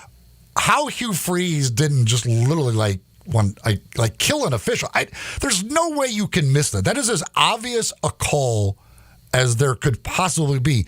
I don't know how they thought the guy's head just suddenly turned completely around if the guy didn't grab the face mask or the opening of the helmet. I know you can't have everything looked at by replay, but I'm sorry, something like that, they should be able to say, listen, I'm up here in the booth, my friends, and I'm watching this guy's head do a little exorcist move. Yes, it's a penalty, but it's a penalty on the other team. I would bet that the replay official was assuming that the flag, everybody assumed that the flag was for the face mask. The replay official I'm sure he was like, wait, what? They just announced what? Exactly. They called what penalty? Right. I mean, that and the roughing the passer call on Florida State, I just don't know. Like, I don't know what a guy is supposed to do, but he didn't. Like, he tackled the quarterback. I don't. If tackling the quarterback is roughing the passer, I don't know what you're supposed to do. And, I mean, that gave Florida a touchdown. Now, Florida State still ends up winning the game. But if that penalty ends up deciding the game and Florida wins it because they get that touchdown, and Florida State no longer has a shot at the playoff, like, for that terrible call, like, that's... I just don't even know what we're doing with these quarterback hits anymore. Like, the dude just ran in. He just ran into him and tackled him. He didn't do it. Like, there was nothing whatsoever that could possibly be construed as roughing the passer. It was tackling a football player. Right. I agree. So I'm looking at the rankings from last week's AP men's basketball poll and just wondering what it will look like today, but trying to remember who the heck lost. Obviously, Arkansas was beaten by Memphis, and they were 20th last week. And if I'm not mistaken, and I don't think I am, Michigan State lost again. Michigan State's 3-3. So they should drop out of the poll. I'm not sure. I think USC may have lost a game. Virginia lost. They lost as well. Arkansas lost twice. Arkansas lost twice. Mississippi State did not lose, correct? Mississippi State was number 25 last week. Memphis was only several votes behind Mississippi State. Memphis will be in the poll today. The question is where they will be in the poll. But you had most of the top teams winning. Kansas, though, did lose to Villanova, right? No, not Villanova. Who was it that Kansas lost to? Kansas lost to Marquette. That's right. And then they ended up beating Tennessee in the consolation of the Maui. So Marquette loses, but they lose in the championship game to Purdue. Tennessee loses twice, but probably won't drop out. And then I talked earlier about Florida Atlantic. They were number 19 last week. I would hope that Tennessee doesn't drop out when you lose to 1 and 2. Right. But Florida Atlantic, they won all their games since that loss to Bryant, a Q4 loss, including a win over nationally ranked Texas A&M. So Texas A&M has a loss. And just absolutely drilled Virginia Tech in their last game. So Florida Atlantic not only will stay in the poll, they will probably move up a little bit. So it'll be interesting to see where Memphis lands after going 2-1 in the Bahamas. Folks, hope you took advantage of the great Black Friday weekend sale that they had over at Genesis Diamonds as the holiday shopping season is upon us. You might be thinking about that special someone, and you might be thinking about some fine jewelry. You might even be thinking about an engagement ring. Well, the place to go, that would be Genesis Diamonds. Of course, had the big Black Friday sale go on, but every single day that you go to Genesis Diamonds, you're going to be blown away by the amazing low prices and the amazing selection and the great service that you're going to get. Their salespeople do not work on commission, so they're not there to pressure you into buying something more expensive or out of your budget. They've got something for every possible budget over at Genesis Diamonds. The selection is absolutely out of this world. Direct importer pricing to save you money as well. Genesis Diamonds is located over in the Poplar Commons Shopping Center. That's there at Poplar and Perkins Extended. They're right in the center of the shopping center there. That's where you'll find Genesis Diamonds for engagement rings, any fine jewelry, those pre-owned Rolex watches, whatever it is on that holiday list. Go check them out at Genesis Diamonds. I like this tweet from Adam Rittenberg. Just got my Heisman Trophy notification that voting is open. Brief rant time. 1, there are too many Heisman voters. He's absolutely right. 2, there are too many lazy Heisman voters. He's right on that as well. If you vote before championship games begin, you are a lazy Heisman voter and don't deserve a vote. Have a great week. Got into a discussion over the weekend with several people, including our buddy John Varlas, about Jaden Daniels. And I said, if LSU lost that game, which they ended up winning, so it's kind of a moot point. But I said it would be extremely tough. I would not vote for a guy for the Heisman if his team has 4 losses. And I understand that Daniels has nothing to do with the defense of LSU. But I'm looking at these players that are playing in more important games against better competition and coming through as well. The numbers by Bo Nix, like him or not, are nuts. Absolutely nuts. Now, Daniels has the best numbers because he also has the rushing numbers. I have no problem, I guess, with a 3-loss LSU team now if he wins the Heisman. He certainly should be in New York no matter what. But I just had an issue if they had lost. They were down 10 points at that point to Texas A&M, and then they rallied and won because of him. He's fantastic. But I would have had a tough time giving it to a team, to a player on a team with 4 losses. He would get my vote. I don't have a vote, but if I did have a vote, it would be going to Jaden Daniels. Yeah, I mean, apparently he's going to get a lot of votes and win it. If he had a defense this year, that team, they would be interesting to see them against Georgia, but they just don't. They have no defense, but man, he has been absolutely incredible. Yeah, no, he has. He's the most dynamic player. There's no question about it. I also look again at Bo Nix has just about 4,000 passing yards.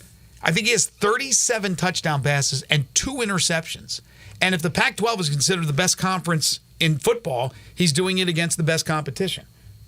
Again, we'll see what happens in this championship game. If he has a huge championship game and they beat and they beat Washington, he should get a heavy consideration. I know he's already getting consideration, but heavy consideration. Yeah, I think he still has a chance, certainly, to, that game for him and Penix both. If either one of them goes like crazy and wins that game, I think very much could get a lot of those votes that are still out there as far as that, And then, the SEC championship game, I don't know that there's anybody in that. I think it comes down to Daniels and then those two guys, if either one does something crazy in the Pac-12 championship. Penix and Nix. I love Marvin Harrison Jr. as well. I thought he was going to have the game-winning touchdown catch, and then he would have been right in there. I wish he would have, since I have money on him. But yeah, it didn't happen. That drive fizzled in a hurry.